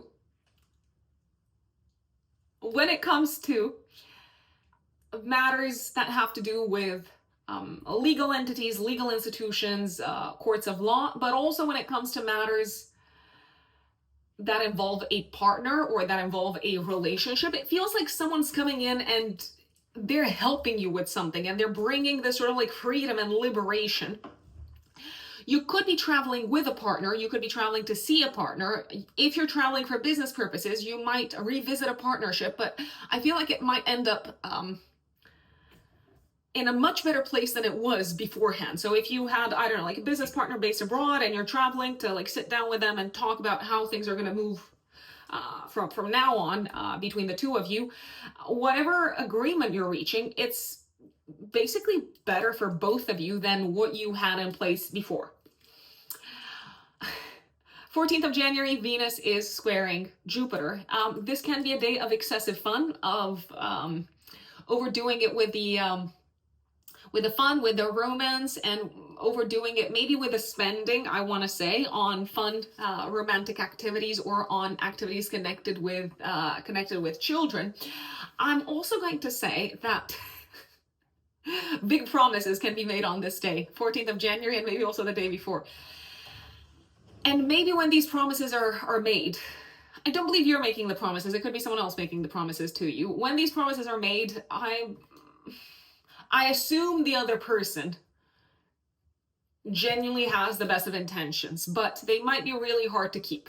So I would take them with a pinch of salt.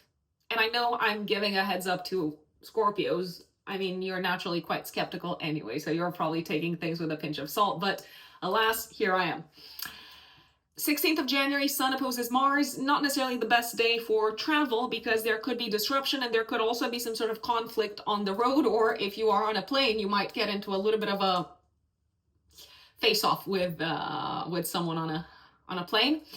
19th of January, the Sun goes into Aquarius in your house of home and family life and living situation. I want to say this for the next month.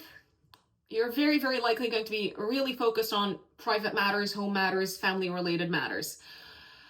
Also on the 19th of January, Venus conjunct Saturn. It feels like something is materializing in a positive, in an auspicious way, I dare say, when it comes to your romantic life or when it comes to the life of a child. So maybe they are achieving something that is really important to them. Maybe they are being offered a very important job. Maybe they are finalizing an important project. So I'm looking at children in particular.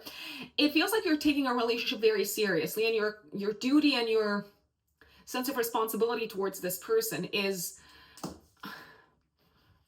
genuinely something that matters a lot to you from an emotional perspective. There is a possibility that someone might make a very significant commitment to you, and they're probably doing it because they love you and they probably want to help in a selfless manner. So I would trust them and I would welcome their support. 23rd of January, Mercury opposes Mars. I mean, I feel like I have to say this. Once again, this can be a day of frustration on the road, but essentially it's like whatever someone says on the road or whatever they don't say can really kind of like get to you. They can really irritate you. If you are talking to a teacher or a guide or a mentor, they could also say something that rubs you the wrong way or the other way around. Mercury also on the 23rd of January trines Uranus. This can actually be a day of very constructive conversations with a partner, with a friend, and someone could bring in some really innovative ideas, or you could bring into someone else's life some original solutions to a problem that they have been experiencing.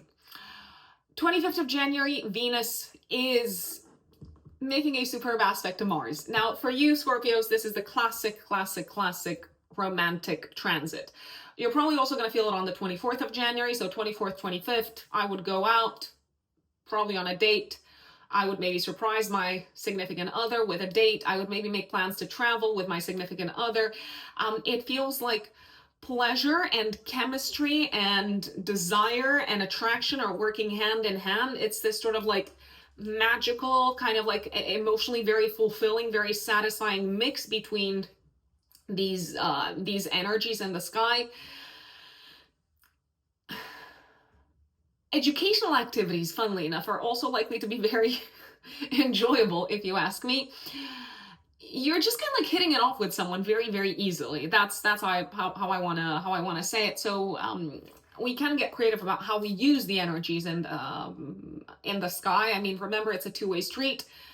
As above, so below. As within, so without. So be creative when it comes to tapping into this energy, but it's a superb energy, Scorpios. 29th of January, active 3 days before, 3 days after. We've got a new moon in your house of home, family life, private life. And this is a really beautifully aspected new moon. It's trining Jupiter. So this new moon can bring in some sort of a new beginning at home. A new beginning that involves a level of transformation. It is potentially connected with children, or it is potentially connected with something that you're very heavily invested in, that is very, very close to your heart, something that is very meaningful for you. This new beginning can also bring some sort of novel creative ideas in the home. So let's say you decide that you're going to start redecorating the house, repainting the house, like purchasing new furniture. And I feel like you have a very kind of like clear creative vision as to what this should look like, as to what this should involve. It can feel like a child is entering a new exciting chapter of their life. You seem to be proud of them. You also seem to be very aware that this is just the beginning of the chapter, the very beginning of the transformation. There's many reasons to be optimistic about this transformation, but I will say this, logically, but also emotionally, you seem to realize this is the best thing that could happen. Some of you could start looking for a new home or could start the process of moving into a new home. That is also very, very possible. And last but not least, 30th of January, the sun trines Jupiter. This is a very beautiful day to spend with your family, to spend with your loved ones, to spend with your children potentially. It's also a very, very beautiful day to welcome people into your home, to welcome friends, maybe to maybe even to travel to see family members or to welcome into your home family members who are coming from afar. It's interesting because there's this sort of like social energy in your private life that feels very fulfilling and very enriching and very inspiring, I'd say.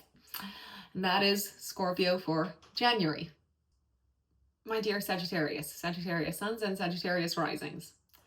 January of 2025. What does it have in store for you? Well, I've got good news. I've got challenging news also. You know, life. Venus, planet of beauty, pleasure, enjoyment, attraction, values, affection.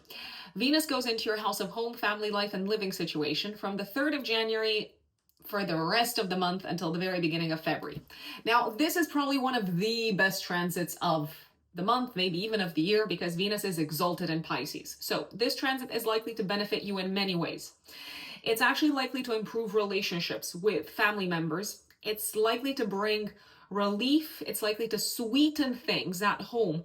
If you've been experiencing any problems, any difficulties, any issues, not just of a relational nature, but in general, if things have been a little bit clunkier, if things have been chaotic, if things have been hard at home, Venus comes in, and I don't want to say that it's going to save the day all of a sudden, but it softens things. It brings understanding. It brings harmony. It brings sweetness. It brings help. Many times Venus can bring help, actually. So I would use this transit in order to potentially either improve their relationships with family members or in order to overcome any sort of like difficulties that you might have been experiencing at home. Venus is also the planet of beauty, obviously. And if you've been meaning to, I don't know, like buy something nice for the house, if you've been meaning to like redecorate the house, if you've been meaning to, I don't know, take advantage of the January like sales or something like that, this is the transit to work with. Now, also at the beginning of the month, we are experiencing probably the most difficult aspect of January of 2025. Mars opposes Pluto. And this is going to be exact on the 3rd of January, but it's probably going to be active from the 1st until the 4th. Now, Mars in opposition to Pluto can bring a few things. It can bring conflict with neighbors, siblings, or in-laws, or maybe even cousins. It can bring conflict, it can bring frustration, it can bring irritation, it can bring a sense of very kind of like strong opposition in the neighborhood, I'd say. Mars in opposition to Pluto in your 3rd house can bring problems connected with your car or generally connected with transportation. Something might literally fall apart, something might break. So if you are driving at the beginning of the month, I would maybe check the tires. I would make sure that something doesn't get overheated. And if you're taking a plane at the beginning of the month, I would potentially get, I don't know, like travel insurance in case you have to like change your ticket or something like that. In November of 24, when we had Mars opposing Pluto, Mars was in Cancer at the time and Pluto was in Capricorn. In Spain, there were those horrendous storms that literally like devastated the city of Valencia and that sort of like a region in Spain. So sometimes Mars Pluto can literally manifest as natural disasters. I'm not saying that's going to be the case, but I am saying there is a high possibility. There is a high chance. Verbal conflict is very, very likely. Choose your battles. And if you have kids, my recommendation would be to make sure that they're staying safe, especially when they're on the road, if they're traveling, if they're taking the train, if they're in a car. Maybe just tell them to like not speed, not rush, or just literally to stay safe on the road. That would be my other recommendation. 6th of January, Mars goes back into Cancer. Mars retrograde goes back into Cancer until pretty much the end of the retrograde, which is going to be last week of February. it may feel like you're going back a little bit and you have to deal with, once again, maybe matters that have caused crisis or frustration or anger. When it comes to shared assets, shared finances, shared resources. So there could be old conflicts coming back to the surface in relation to money. So your spouse, for example, and yourself could have a fight around money, or you might need to revisit topics connected with how you deal with shared financial obligations. There is a possibility you might literally have to fight for something of a financial nature, or kind of like do it again. When I say fight for something, let me give you an example. Let's say you are preparing to pay your taxes, right? And you're going online, maybe looking to pay the taxes online, like we do here in the UK. I think that's probably done in many places around the world, in most places around the world, but hey. So let's say you're getting ready to like pay your taxes and you realize, oh my God, there's been a mistake made, and where's this coming from? The sum is way too high in comparison to what you're expecting to pay. So you might need to like make phone calls and feel like really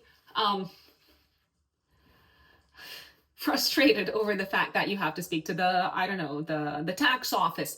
So you might have to push back against something connected with taxes, debts, and finances throughout this period. An old source of emotional frustration connected with home life and family life could also be plaguing you throughout this period, Sagittarians. I mean, I'm gonna say this. There's no point in like holding it in. I mean, sometimes it is better to just kind of like get it out there, get it out into the open. But my recommendation, since Mars is still retrograde, would be to not burn any bridges as you're doing so, as you're maybe confronting someone. 6th of January, also Mercury squares Neptune. Conversations with a family member are probably very fuzzy and confusing, and it doesn't really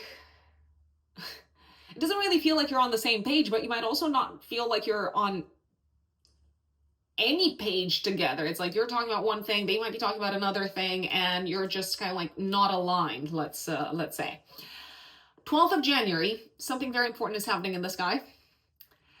Really, really important for the astrology of 2025 and of 2026. The North Node, the true node, which is associated with fated developments and growth and expansion, is going into Pisces, and the South Node is going into Virgo. Now, what does that mean? It means that for the next year and a half, until the middle of 2026, you are supported to channel your energy, to focus your energy on growing, developing, and expanding upon your home life and your private life. This could, for example, mean expanding the family. It could, for example, mean maybe relocating or moving into a larger home, or maybe renovating the home. So you're somehow kind of like pushed towards figuring out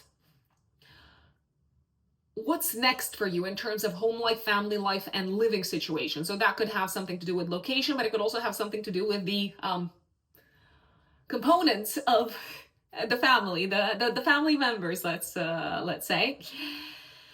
The South Node going through Virgo for the next year and a half, Sagittarians, is taking the focus off of professional life, career, public status, and public reputation. So you may feel like you are maybe giving up on something in this space, in this sector. You're releasing something. Maybe you're releasing a job, a position. You're releasing something that was part of your brand in the world, or of your reputation out into the world. Whilst at the same time, something is growing in your private life. Mars on the 12th of January is trining Neptune. Inspired action in the home space seems to be the theme here, and taking action that is very kind of like soothing and healing is very, very likely around this time. 13th of January, we've got a full moon in Cancer. Active 3 days before, 3 days after, trining Uranus, but conjunct Mars retrograde. So this full moon puts the spotlight on your financial sector, Sagittarians. It feels like some sort of a matter connected with taxes, debts, insurance, inheritance, investments maybe, or shared assets and shared resources. A matter connected with one of these issues is coming to a culminating point. You're maybe seeing results, you're seeing outcomes. If you were waiting to hear back from, I don't know, like a bank in terms of your mortgage application, you're probably going to hear back from them. If you've been fighting to secure something of a financial nature, if you've been maybe defending someone else's interests when it comes to money and finances, if you've been kind of like pushing really hard to help someone, maybe to help your partner, to help maybe a business partner when it comes to a financial matter, you're probably going to be pretty satisfied, pretty happy with the result at this point in time. It could feel like this is a time of significant expenses, Sagittarians, maybe expenses that you potentially had dealt with in the past. They could be expenses connected with health. They could be expenses connected with your children if you do have kids. It could also feel like you have clarity finally over your financial life, and your partner, if you're in a relationship, could also have clarity over their financial life, and you know what you're dealing with. I'd say there is a sense of being able to work a lot better with the financial sector after this sort of like full moon puts the spotlight on maybe aspects that were not very clear, or that were hidden, or that were kind of like convoluted and not very easy to untangle, let's say. 14th of January, Venus squares Jupiter. I mean, this can be a really enjoyable time at home with family members, with your partner, with a significant other.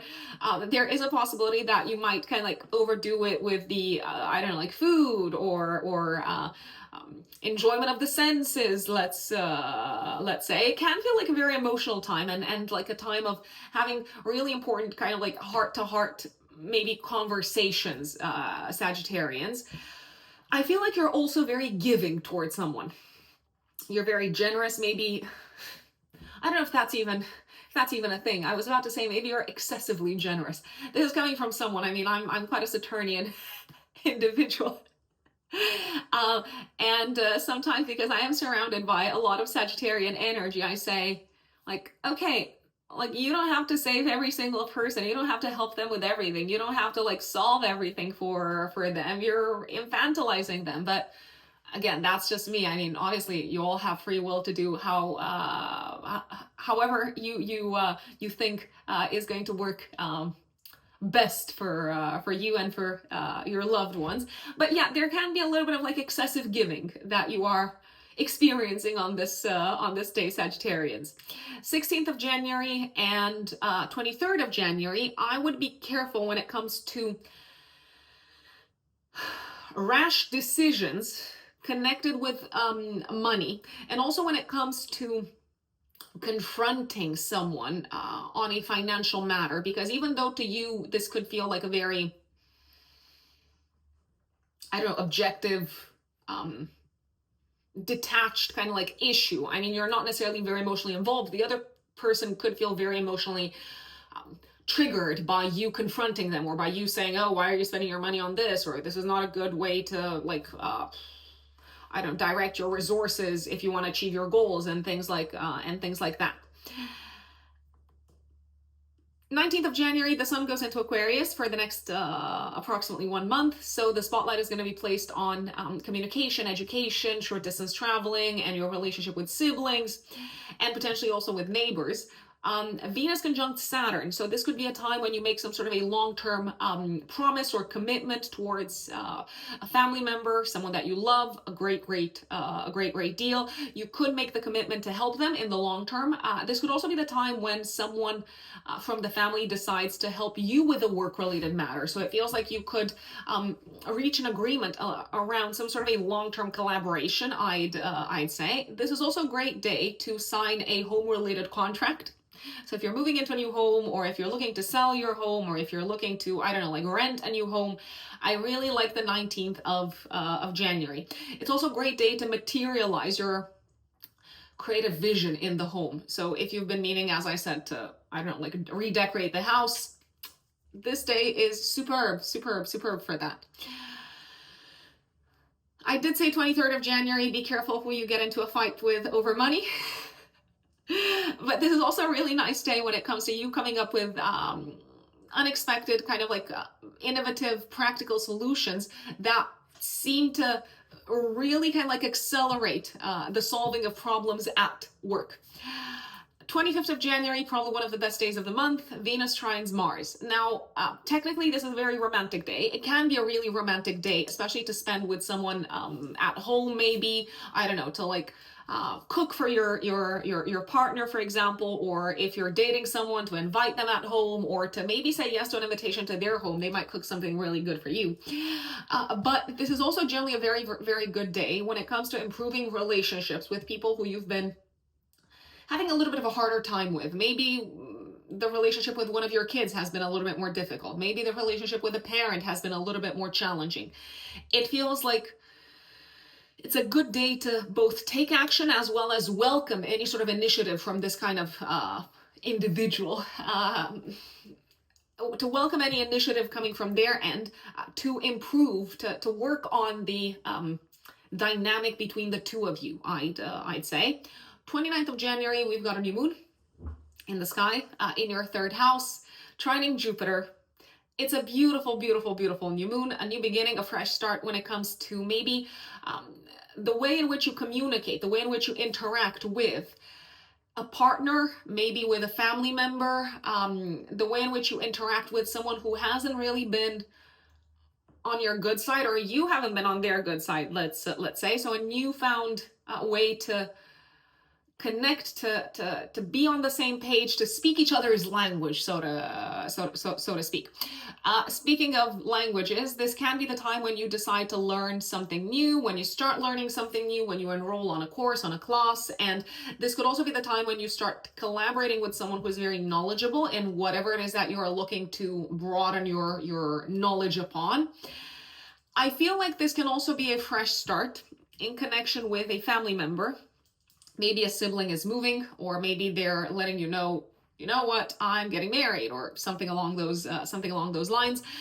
New neighbors can also be a theme, or an improved relationship with neighbors at the time of this new moon is very, very possible.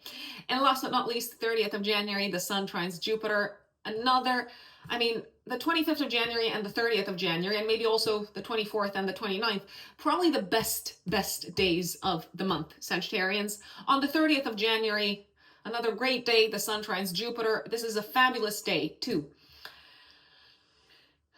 Sign a contract, to persuade someone of your views, to maybe hold an important speech, to make an important presentation, to learn from someone, to hold a brainstorm, to have an interview maybe, to present something publicly, to maybe discuss about a trip, to agree upon the details of a trip, to work very productively with someone who broadens your horizons with their views and with their knowledge, to get on the same page with a partner on a matter that concerns both of you directly, that concerns both of your life directions in a very strong and impactful way.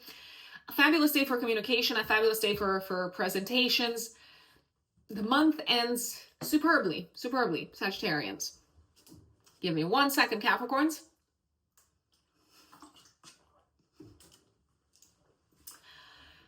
Capricorn suns, Capricorn risings. January of 2025.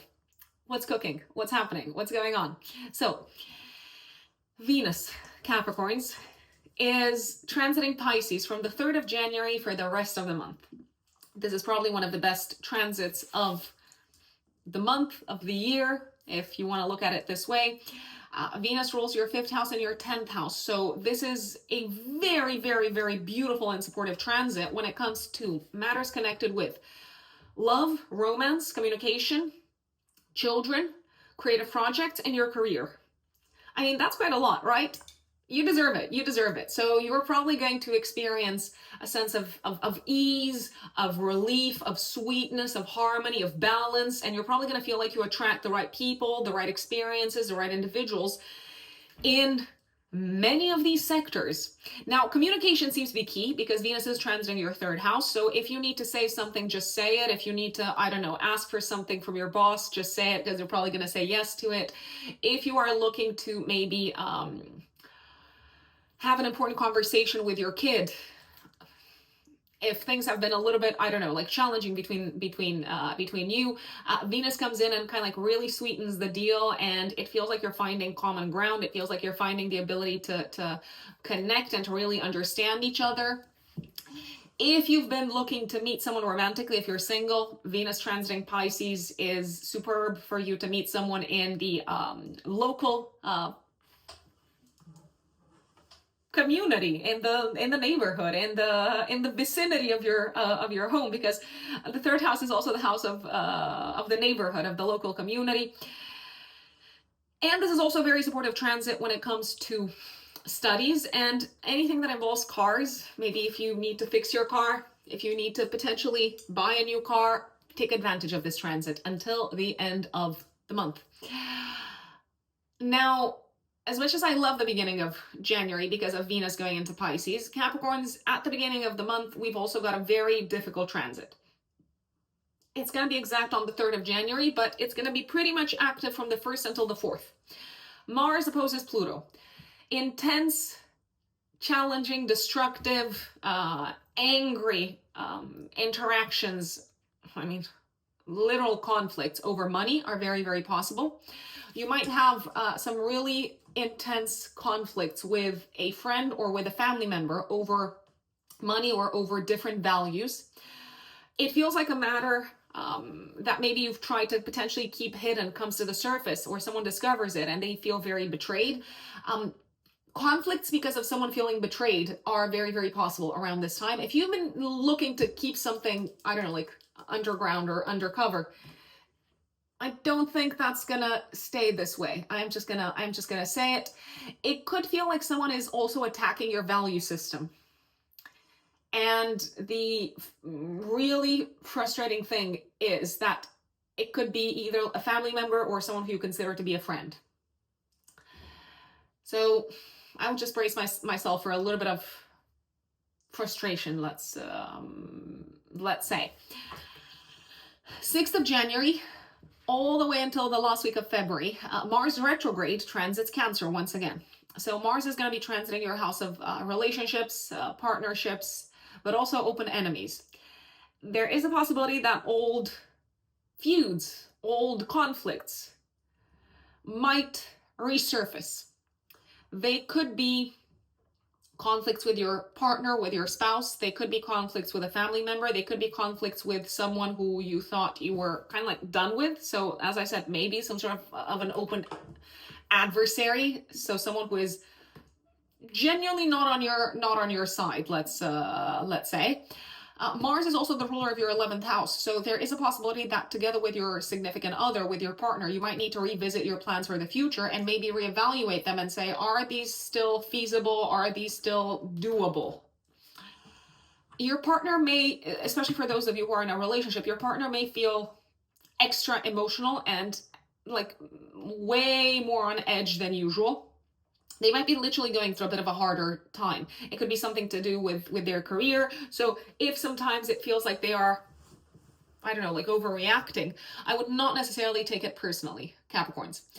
Also on the 6th of January, Mercury squares Neptune. I mean, there could be something going on behind the scenes that you're not fully aware of that undermines some of your efforts at work, or that undermines maybe the communication with someone at work. Maybe someone is just like not, I was about to say not plugged in.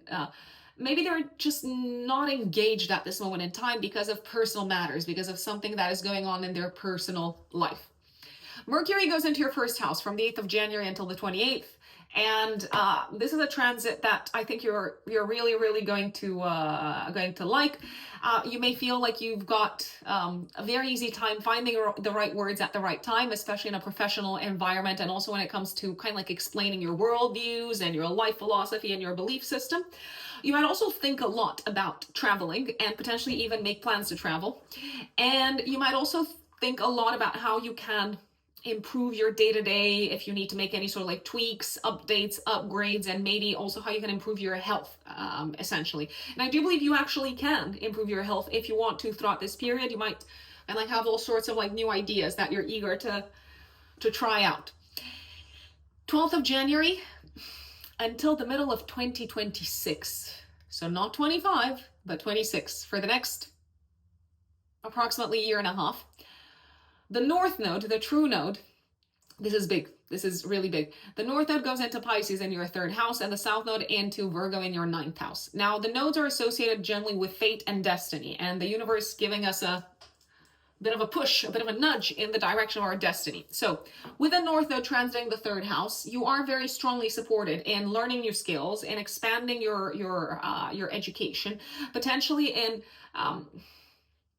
networking and connecting with the right individuals that are likely to have an impact on how you think, I'd say.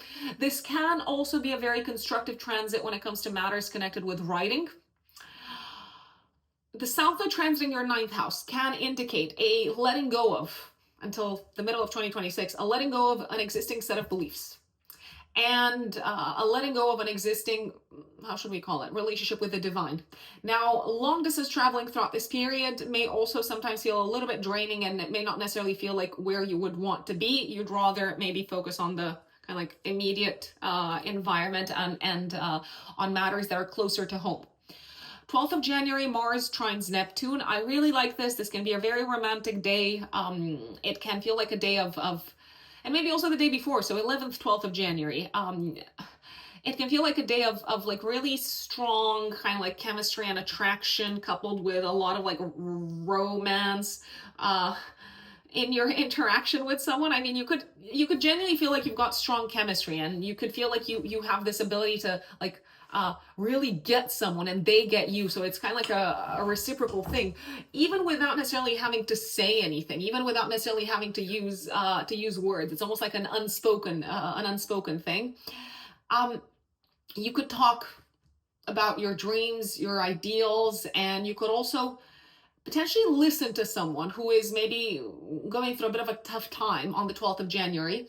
And they're probably going to be very grateful for you kind of like lending this like listening ear to them, for maybe creating a safe space for them to say what's been bothering them, what's been causing frustration. And they are probably going to be very grateful for that. 13th of January, active 3 days before, 3 days after, we've got a full moon in Cancer, activating your relationship axis, trining Uranus. Okay, so because this full moon is trining Uranus in your fifth house, this can bring a few things, Capricorns, in your life. For some of you, it could bring a surprise pregnancy. It's not, I'm going to say it, however, it's not enough to just experience this lunation in order to hear news of a surprise pregnancy, but it could happen. It could happen. Now, if you are, I don't know, like looking to get pregnant, or if you're trying to have a baby, then you might hear some good news. This full moon can also bring some really strong sense of relief in relation to your partner, in relation to your spouse. Maybe your partner has been having a hard time at work. Maybe they've been struggling to, I don't know, like find a job, or maybe they've been struggling with their boss, and that's been causing a lot of frustration and tension and irritation. And all of a sudden it's like, wow, I've had this massive breakthrough and everything is solved, and we can now kind of like come back to normal. It is a very good time to actually create space for your partner to open up, and even if that means maybe creating space for them to be angry, maybe to express their frustration when it comes to something from the past. I believe that the relationship is going to end up much stronger, if you ask me, Capricorns. If you're single, then there is a possibility you may connect with someone from the past, and sparks are flying in the air, and it's electric, and you might hit it off, and you might really consider literally giving this person a shot to be, I don't know, like a long-term partner or something like that. Last but not least, this does feel like a time of maybe some sort of a dream coming to fruition in someone else's life, in the life of a partner or a spouse, maybe a business partner, maybe a family member, such as your kid. So you seem to be actually quite happy for them. 14th of January, Venus squares Jupiter. A lot of talking, but not necessarily in the most productive manner. A lot of talking, but not a lot of doing happening at work, let's say, or it could just feel like you're trying to cover too much ground when it comes to work-related matters. Maybe you're trying to be extra helpful. Maybe someone else is trying to be extra helpful in the workspace, and I feel like you need a little bit more focus because you're getting so much information, or the other person is trying to do so much, and it's not actually being tangibly useful. 16th of January, Sun opposes Mars, some strong opposition from someone. Capricorns, someone is really angry with you, maybe because they're thinking, oh, they're not really feeling anything, and I'm here kind of like all upset. So someone might kind of like be a little bit like passive aggressive towards you, or they might just be really frustrated because you're keeping it together and they're not.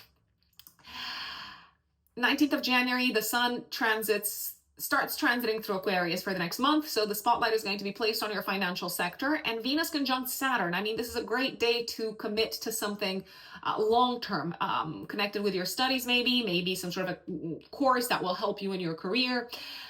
It can also feel like something materializes in relation to your education, or in relation to maybe an important deal or an important contract at work. You could also be finalizing something that you've put a lot of heart into, and at the same time that required a lot of kind of like mental like concentration. You could be finalizing maybe a piece of work, a presentation that you've been putting a lot of soul into.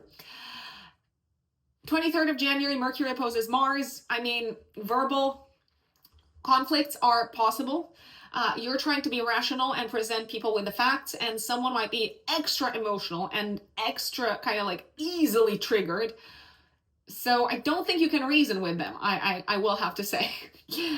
Also on the 23rd of January, Mercury trines Uranus. This can be a day of unexpected fun and of unexpectedly, I don't know, like bumping into someone, meeting someone, and just kind of like having a good time. 25th of January, Venus trines Mars. The classic romantic aspect, a beautiful day, probably one of the best days of the month. The 25th of January, maybe also the day before, the 24th as well, and the 30th of January, as well as the 29th. These are probably my favorite days of the month.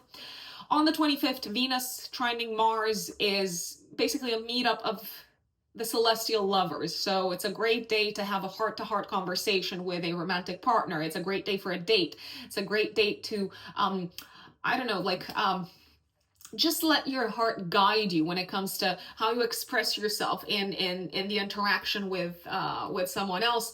I feel like you're being really supportive and empathetic when it comes to someone else's struggle, let's say, and they do seem to be very appreciative of that, my dear Capricorns.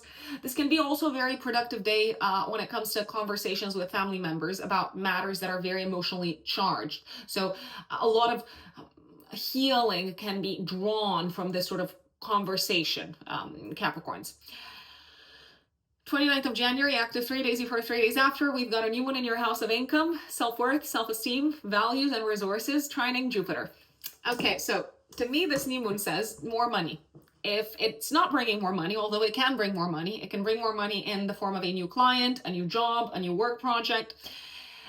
If it's not bringing in more money, then it can definitely bring in the opportunity to develop further your skill set in such a way that in the future you're going to make more money. You're going to end up earning more. It looks like you're going to have the opportunity to learn hands-on. It looks like you're going to have the opportunity to prove your worth, and you seem to be very enthusiastic about it, especially in the workspace. Saturn trines Mars on the same day, so you could. It looks like you could benefit from maybe conversations, or the input of those who conversations with, or the input of those who are more experienced in the field that you are in. And 30th of January, the Sun trines Jupiter. I mean, this is a superb day to, I don't know, get a raise, to ask for a raise, to put your prices up. It's a great day for your career in general. You seem to feel really valued and appreciated. You seem to feel like your star is on the rise because you're genuinely being helpful, and because you realize, wow, I know a lot. And my knowledge is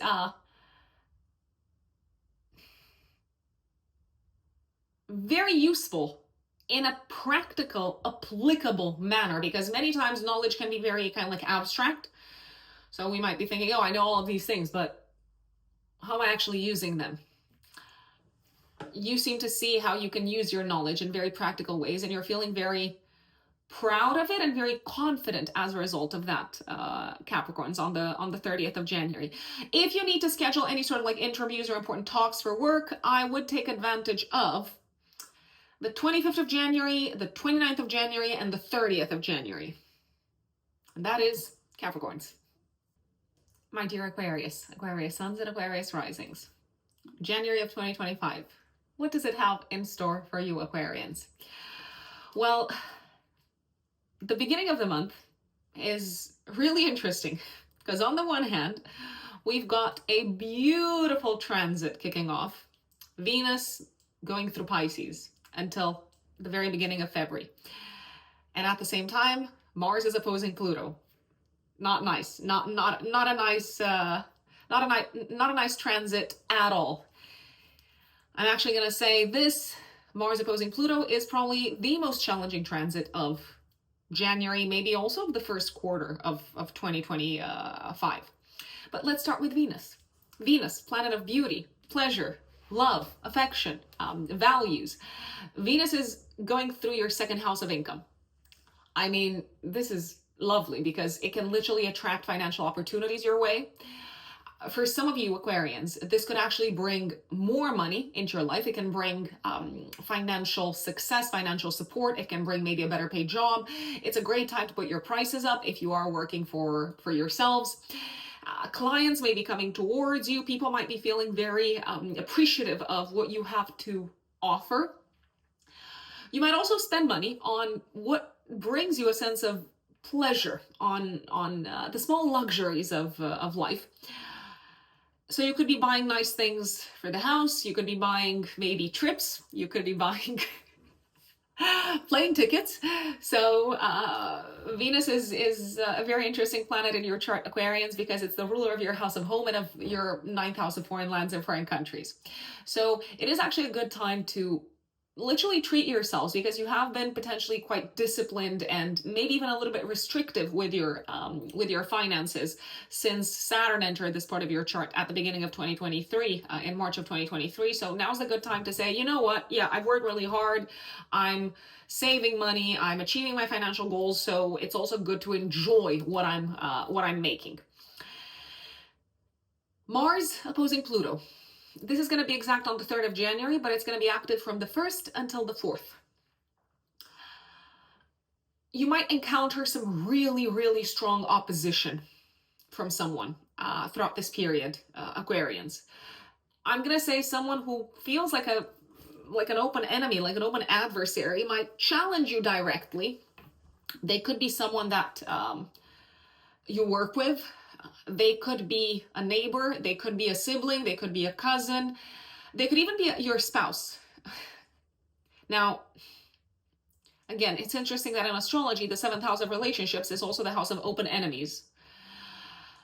So it doesn't have to be all of the aforementioned, but it can be a person that kind of like ticks maybe several boxes. So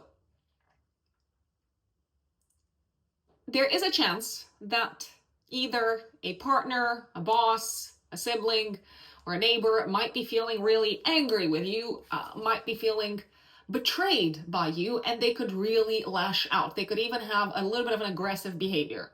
You may feel like some aggressive behavior is directed towards you, possibly also because you're not revealing your entire I don't know, like deck of cards. You're keeping your cards close to your chest, so to speak. So maybe this person is very frustrated because they can't see what you're about, or they can't really read you, or they can't really see what's going on with you, and they might potentially lash out. Now, Mars Pluto can be quite destructive in nature, so you might feel attacked. Not necessarily physically, but generally from the 1st until the 4th of January, I would stay away from potentially physically dangerous situations.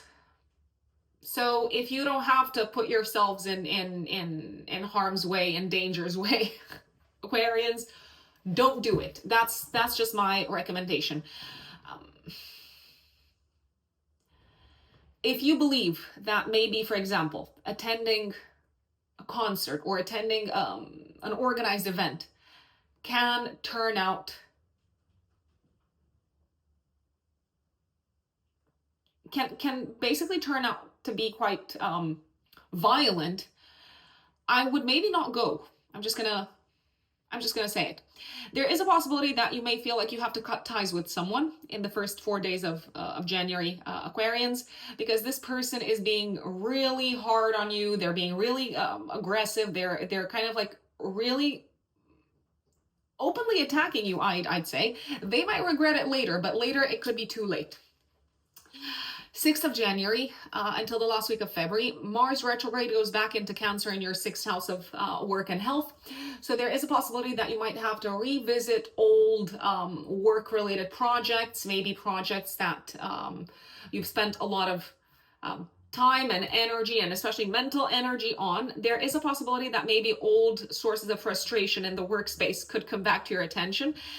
There is a chance that maybe matters that you thought were done and dusted at work could require your input once more. Something could break at work. So for example, I don't know, like a website could break or something might stop working, which is why you might need to like fix it, or you might need to find alternative solutions. This transit can also be quite inflammatory from a health perspective. So if you have been dealing with anything health-wise in October of 2024, there is a possibility that this might come back to your attention. So it might not be fully healed from the second week of January until the last week of February. Now, it's not always going to be kind of like super inflammatory, this Mars energy, but maybe around the 6th of January, I would kind of like pay attention to how you're feeling, how your body is feeling, how your body is reacting, maybe to how you're feeling when it comes to, I don't know, like the food that you're taking in. I would be careful not to eat food that is, I don't know, like expired or something like that. I would also pay special attention to your health and to what sort of like signs your body is kind of like trying to send across to you. On the 16th of January and on the 23rd of January, and also the day before and the day after, because that's when the Sun and Mercury activate that Mars in your 6th house. And I will say old conflicts can resurface at work, especially around the 16th and around the 23rd of January. Now, this is an opportunity. I'm going to call it an opportunity, even though in the moment you might feel really annoyed. This is an opportunity to maybe revisit the relationship with someone who you've been working with, the relationship with a colleague or maybe with a client, and potentially explain things better to them, because this could all be a misunderstanding. Now, going back to the 6th of January, on the 6th, Mercury is squaring Neptune. I would be careful how much money you spend when you're going out with your friends, because you might end up overspending, or you might end up, I don't know, misplacing your wallet or something like that. 12th of January. This is very important, Aquarians. The North Node, the true node, goes into Pisces for the next year and a half, and the South Node goes into Virgo. Now, the transits of the nodes are very important at a collective level. They show collective trends. From a personal perspective, they can show fated developments. They can show predestined experiences and developments in our lives. The nodes are set to connect us with our destiny. So, the North Node is a supportive, expansive energy in terms of material manifestation. The South Node shows what we need to let go of, what we need to release, or what we need to take our focus off of. So the North Node transiting Pisces is very supportive of you increasing your income and potentially bringing in new sources of income into your life over the next year and a half, and maybe also developing your natural resources so that you can monetize them better. It is a very supportive transit when it comes to the expansion of your sense of self-worth and confidence. The South Node going into the 8th house in Virgo says, reliance on other people's resources or support is probably not going to work out for you really well. And it's not necessarily the best of times when it comes to investments, I will say. So I would just kind of like proceed with caution. This is not financial advice. You're completely responsible for how you manage your finances, for your financial decisions.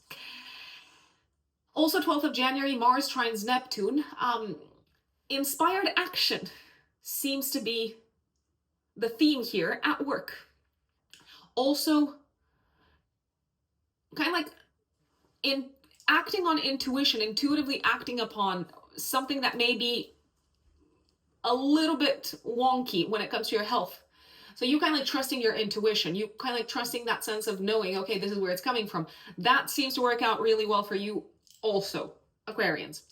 13th of January, we've got a full moon in Cancer, active 3 days before, 3 days after, trining Uranus and conjunct Mars retrograde. So For some of you Aquarians, this could mean the completion of a job, of a work-related project. Something could come to the surface in the workspace. Maybe someone is leaving, maybe the team is being restructured, maybe you're leaving, maybe you've got another job offer. I really want to stress this out. The next year and a half is very nicely aspected for you Aquarians when it comes to increasing your income and when it comes to bringing in new sources of income. It also feels like this could be a culminating point when it comes to a health-related matter. So something that's been maybe bothering you, bugging you, something that's been causing some frustration. It feels like now you know where it's coming from. You have clarity as to what needs to change, as to what needs to be done in order for this maybe inflammation to go down, or in order for this matter to no longer cause problems health-wise. If a family member has been experiencing challenges in the health sector, I wouldn't go so far as to say that it's all done, but I will say that there is a sense of a breakthrough, so maybe of a solution being found as to how to best approach this health-related matter. 14th of January, Venus squares Jupiter, lots of fun and potentially lots of overspending on fun activities, maybe also a little bit of overspending on whatever your kid wants. So if you've got kids, they might be like, oh, I want this, I want that. Mom, get me this, get me that.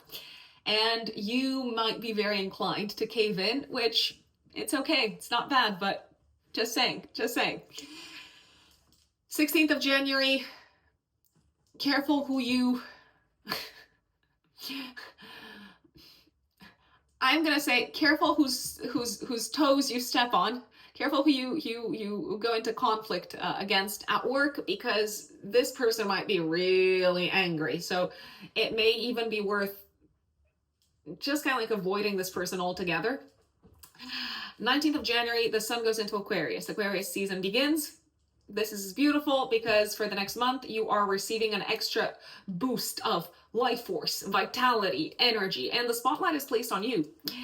And also 19th of January, Venus conjunct Saturn. This can be a day of significant commitments to someone, or someone might make a significant commitment to you that puts you in a very advantageous place from a financial perspective. It is a great day for commitments in the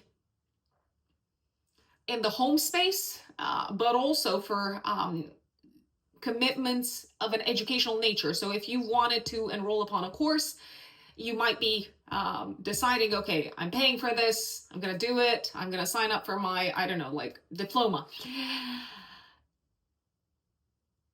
An investment in something that is very important for you in the long term, Aquarians, seems to be the theme here. You value this thing. It could have something to do with your education. It could have something to do with your home. It could have something to do with your body, potentially. It's probably been something that you've been thinking about for a long time. I'm just going to say it might very well be worth it. 23rd of January, Mercury opposes Mars. So clashes with someone at work. But Mercury also trines Uranus. Your mind is very original and comes up with kind of like unique creative ideas. And I feel like you're very inspired somehow behind the scenes. I wouldn't even waste that much time, I don't know, like on tense relationships with people in the workspace. It feels like you could much better direct your energy towards something else that is important for you in your private life, Aquarians. 25th of January, Venus trines Mars. This is normally a very romantic transit, but for you it activates your house of income and your house of day-to-day work. So this can be a very supportive day, 25th of January, and also the day before, when it comes to building very fruitful, very productive, very lucrative relationships with people that you work with, maybe with colleagues, or maybe with an employee, maybe with your team. Very inspired action at work seems to be the theme also, and action that is aligned with your values, and action that puts you in a position where you're very appreciated, where you kind of like shine for your qualities, seems to be the theme as well. This can also be a really good day to invest in your health and to direct some of your funds, some of your resources towards maybe activities or habits, or maybe even towards collaborating with people who can help you when it comes to matters connected with your health, wellness, and well-being. you also seem to like really just hit it off with someone that you work with. So you might feel like, okay, like we should work together always because we've got great chemistry and we get a mean job done. 20th of January, Mercury goes into Aquarius as well. You're gonna like this because it's gonna, I mean, you are an air sign anyway, but Mercury brings that extra dose of kind of like fluency and finding the right words at the right time and being kind of like very, very coherent in your speech. Being able to convey ideas in a very kind of like persuasive manner is a key theme with Mercury in Aquarius. You might also think a lot about, I'm gonna say, what makes you happy, and also what's causing you anguish with this transit. 29th of January, new moon in your first house, Aquarians. This is a beautiful new moon. It's a new moon trining Jupiter. So this is a fresh start for you. It could be a fresh start that involves you spending more time on the topics or involved in the activities or connected with the people that bring you joy. So you might decide, you know what, this is what makes me happy. I'm just going to go do a whole lot of that. I'm going to even direct a lot of my money, a lot of my resources, a lot of my time towards that.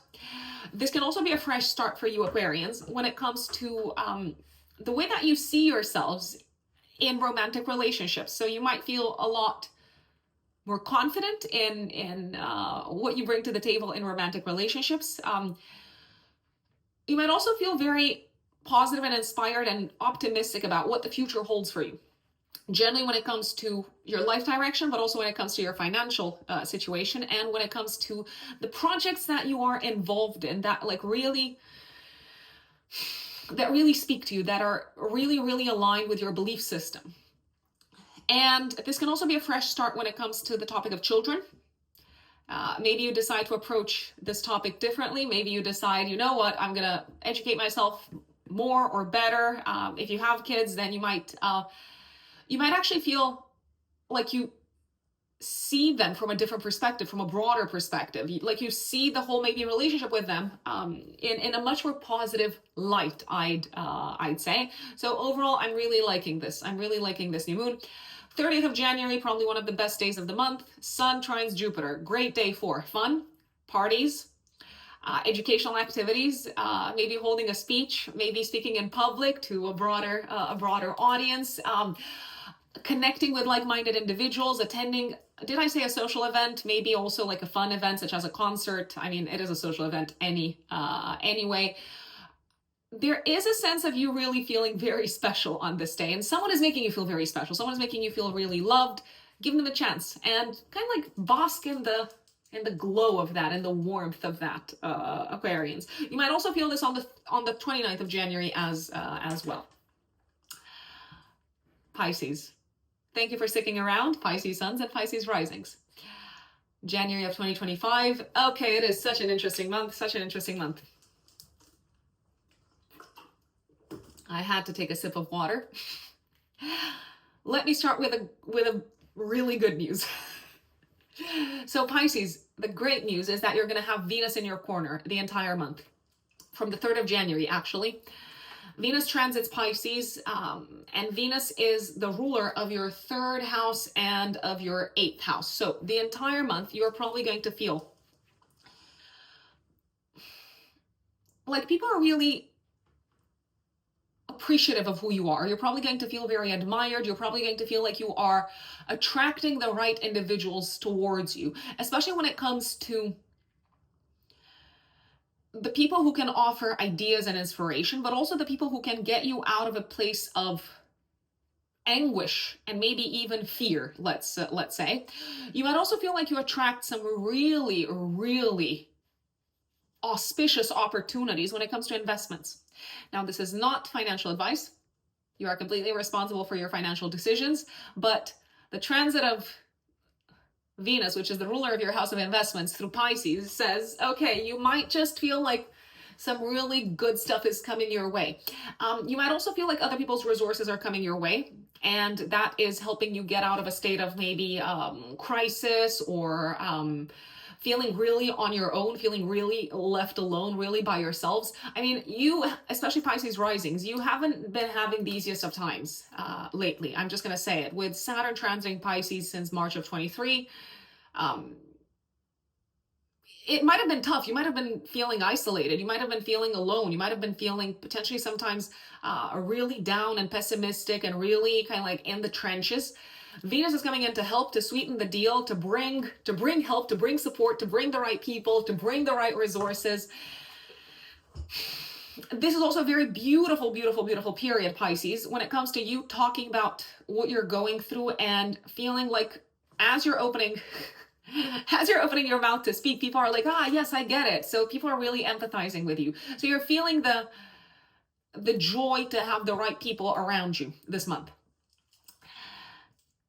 Also beginning of the month, now I did say I'm going to start with the good news, also beginning of the month from the 1st until the 4th, but it is exact on the 3rd of January, Mars opposes Pluto. Now, I'm not a big fan of this transit because generally it shows some sort of aggressive, intense destruction of something. So something could break at work. Something could fall apart. There could also be a really, really intense argument erupting over an old issue, an old kind of like problem at work. Something might come to the surface in the workspace and it gets you really angry, and it may feel like it's affecting your the jobs that you've been doing so far, the work that you've been doing so far, but it might also feel like it's affecting your financial situation. There could also be some really challenging, maybe changes happening at a legal level that impact your day-to-day work, and you might need to revisit how you go about your work. So that could be very frustrating. Now, if you work with heat, sharp tools, needles, I mean, that's pretty much sharp tools, I would be extra cautious from the 1st until the 4th of January, because there is a high chance of there is a high kind of like risk of accidents. Also, if your partner works with heat and sharp tools, I would maybe just kind of like give them a bit of a heads up and warn them to be extra cautious. Don't be in a rush at work. That's my recommendation, because that can really, really, really backfire in an ugly way. Now, speaking of work, there is a possibility that some people might be made redundant. Maybe not necessarily you, but it could feel like very distressing to watch this. From a health perspective, an old issue could flare up. I mean, I want to say that it's not a surprise because you've maybe already been dealing with this, but maybe you thought or you felt like it was no longer an issue, and now it's kind of like coming back to the surface. So it feels like you have to kind of like dig a little bit deeper and see, okay, what is this? Should I kind of like take this a little bit more seriously? How should I maybe manage it so that these issues don't come up moving forward? Mars retrograde re-enters Cancer, and it's going to stay there until the retrograde is over, which is the last week of February. It's actually going to stay in Cancer for a long time, until April. But essentially, Mars going back into Cancer can bring back to the surface maybe old conflicts, old issues in relation to children, or connected with children. It could also feel like it's a good time, however, to channel energy back into old creative projects, or to spend money on matters that you've always wanted to do. So something that, I don't know, you've always dreamt about doing, something that felt like really fun. Like, I don't know, like traveling somewhere. And maybe you've been postponing this and you've been thinking, oh, one day. And now it's like, no, I got to do it. It has to be now. One thing that I would really, really recommend, Pisces, is to be cautious when it comes to dangerous fun from the 6th of January until the last week of February. Dangerous fun can be, I don't know, like going up high on a mountain and not paying attention to where you're walking and slipping. I mean, that's obviously a very extreme case. I'm not saying that you would do that. Dangerous fun could also be potentially exposing yourselves, emotionally speaking, and then getting hurt. So kind of like opening up your heart, putting it on a silver platter for someone, and then risking getting hurt. I mean, Mars retrograde in the 5th house can bring lovers, can bring romantic partners from the past. Am I one to say don't give them another shot? No. But are you potentially maybe going to reevaluate the connection with them after the retrograde is over, last week of February? Also, yes. Yes, yes, yes. 6th of January, also Mercury squares Neptune. It feels like maybe someone at work has some really, I don't know, like vague expectations of you. And they're not really communicating in a clear manner, and you're like, oh, why is this happening to me? So you're feeling a bit disappointed with how someone is expressing their needs and wants and whatever it is that they expect of you, how they're sharing the message with you. 12th of January, this is very big, it's very important, it's relevant for the rest of 2025 until the middle of 2026. The North Node goes into Pisces, the true node, and the South Node goes into Virgo in your 7th house. Now, the nodal axis is connected with us evolving and moving towards the direction of our fate and destiny. The North Node, moving through, I apologize. The North Node moving through Pisces for the next year and a half is putting the spotlight on you, building a new relationship with your physical body. So you are very, very nicely aspected to strengthen the body. The North Node actually does, it is said to have a strengthening influence. You might tap into untapped potential from a personal perspective. So you're literally evolving into a newer version. I'm going to say an evolved version of yourselves, Pisces. The big question for the next year and a half to ask yourselves, Pisces, is who you want to be moving forward. Now, the South Node moving through your 7th house is saying some relationships are probably going to have to be released over the next year and a half. They could be work relationships, they could be work partnerships, but they could also be relationships maybe with, I don't know, your therapist or someone like that. So it is time to kind of like say, okay, our work together is done. Let's move on. You might also feel like the focus is taken off of connections, partnerships, and collaborations in general, and it's placed onto you what you can do, what you can bring to the table. 12th of January also, and maybe you might feel it the day before as well. So 11th and 12th, Mars is trining Neptune, a very romantic time, a very fun time, a very inspiring time. Inspired action when it comes to a creative project can be a key theme here. I'm going to say really kind of like soulful of romantic connections can be the theme here as well. Now, I do want to remind you, however, that Mars is retrograde. So Neptune is the master of illusion and of romance. And Mars is just kind of like keen to throw themselves in, to take action, impulsive action. So if someone reaches out from the past, you might be like, oh my God, they've always thought about me this whole time. And you might feel like it's great to give them a second chance. Again, don't rush into calling it just yet. 13th of January, we've got a full moon in Cancer, active 3 days before, 3 days after. I mean, this is a very fun time for you, Pisces. I am just going to say it. You might have a lot of fun with people from the past. It can be a time of completion and culmination for an important project, maybe of a creative nature also. You might also have a really good time with your friends, and once again, kind of like reconnect with people from the past, I would say. It can be a really good time to plan a fun trip with friends, with a romantic partner, maybe also with your kids if you have kids. Speaking of children, this full moon can bring news of pregnancy. Now, it's not enough to just experience this full moon and say, okay, this is it, this full moon is bringing pregnancy. No, there have to be other kind of like transits as well happening. But what I will say is the spotlight is being placed on children. Uranus is involved, so whenever Uranus comes in, I'm like, maybe there's a surprise here. Maybe there's kind of like something unexpected happening, so maybe surprise pregnancy potentially. It's not mandatory, of course. Children are in the spotlight, and maybe it feels like you can finally kind of like repair the relationship with a child if you have been having a hard time, I don't know, getting them to open up or understanding their viewpoint. Kids can be overly emotional. I mean, humans are emotional. I mean, we are emotional. I mean, why am I talking as if I am a robot? Obviously, I'm joking, right?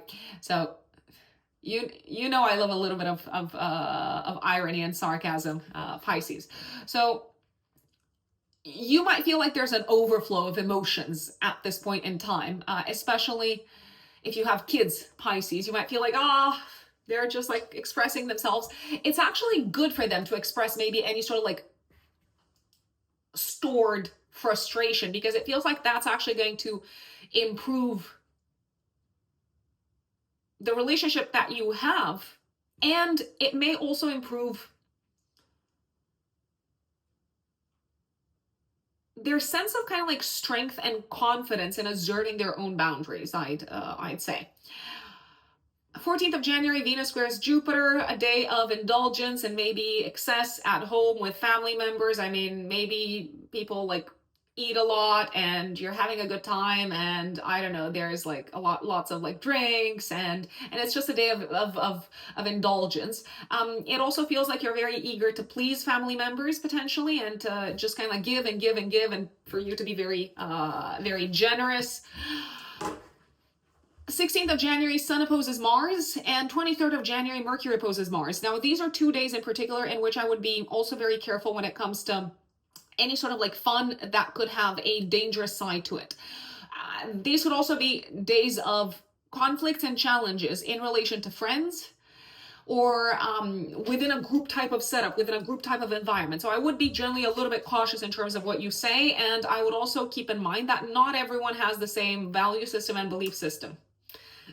And some people might be really...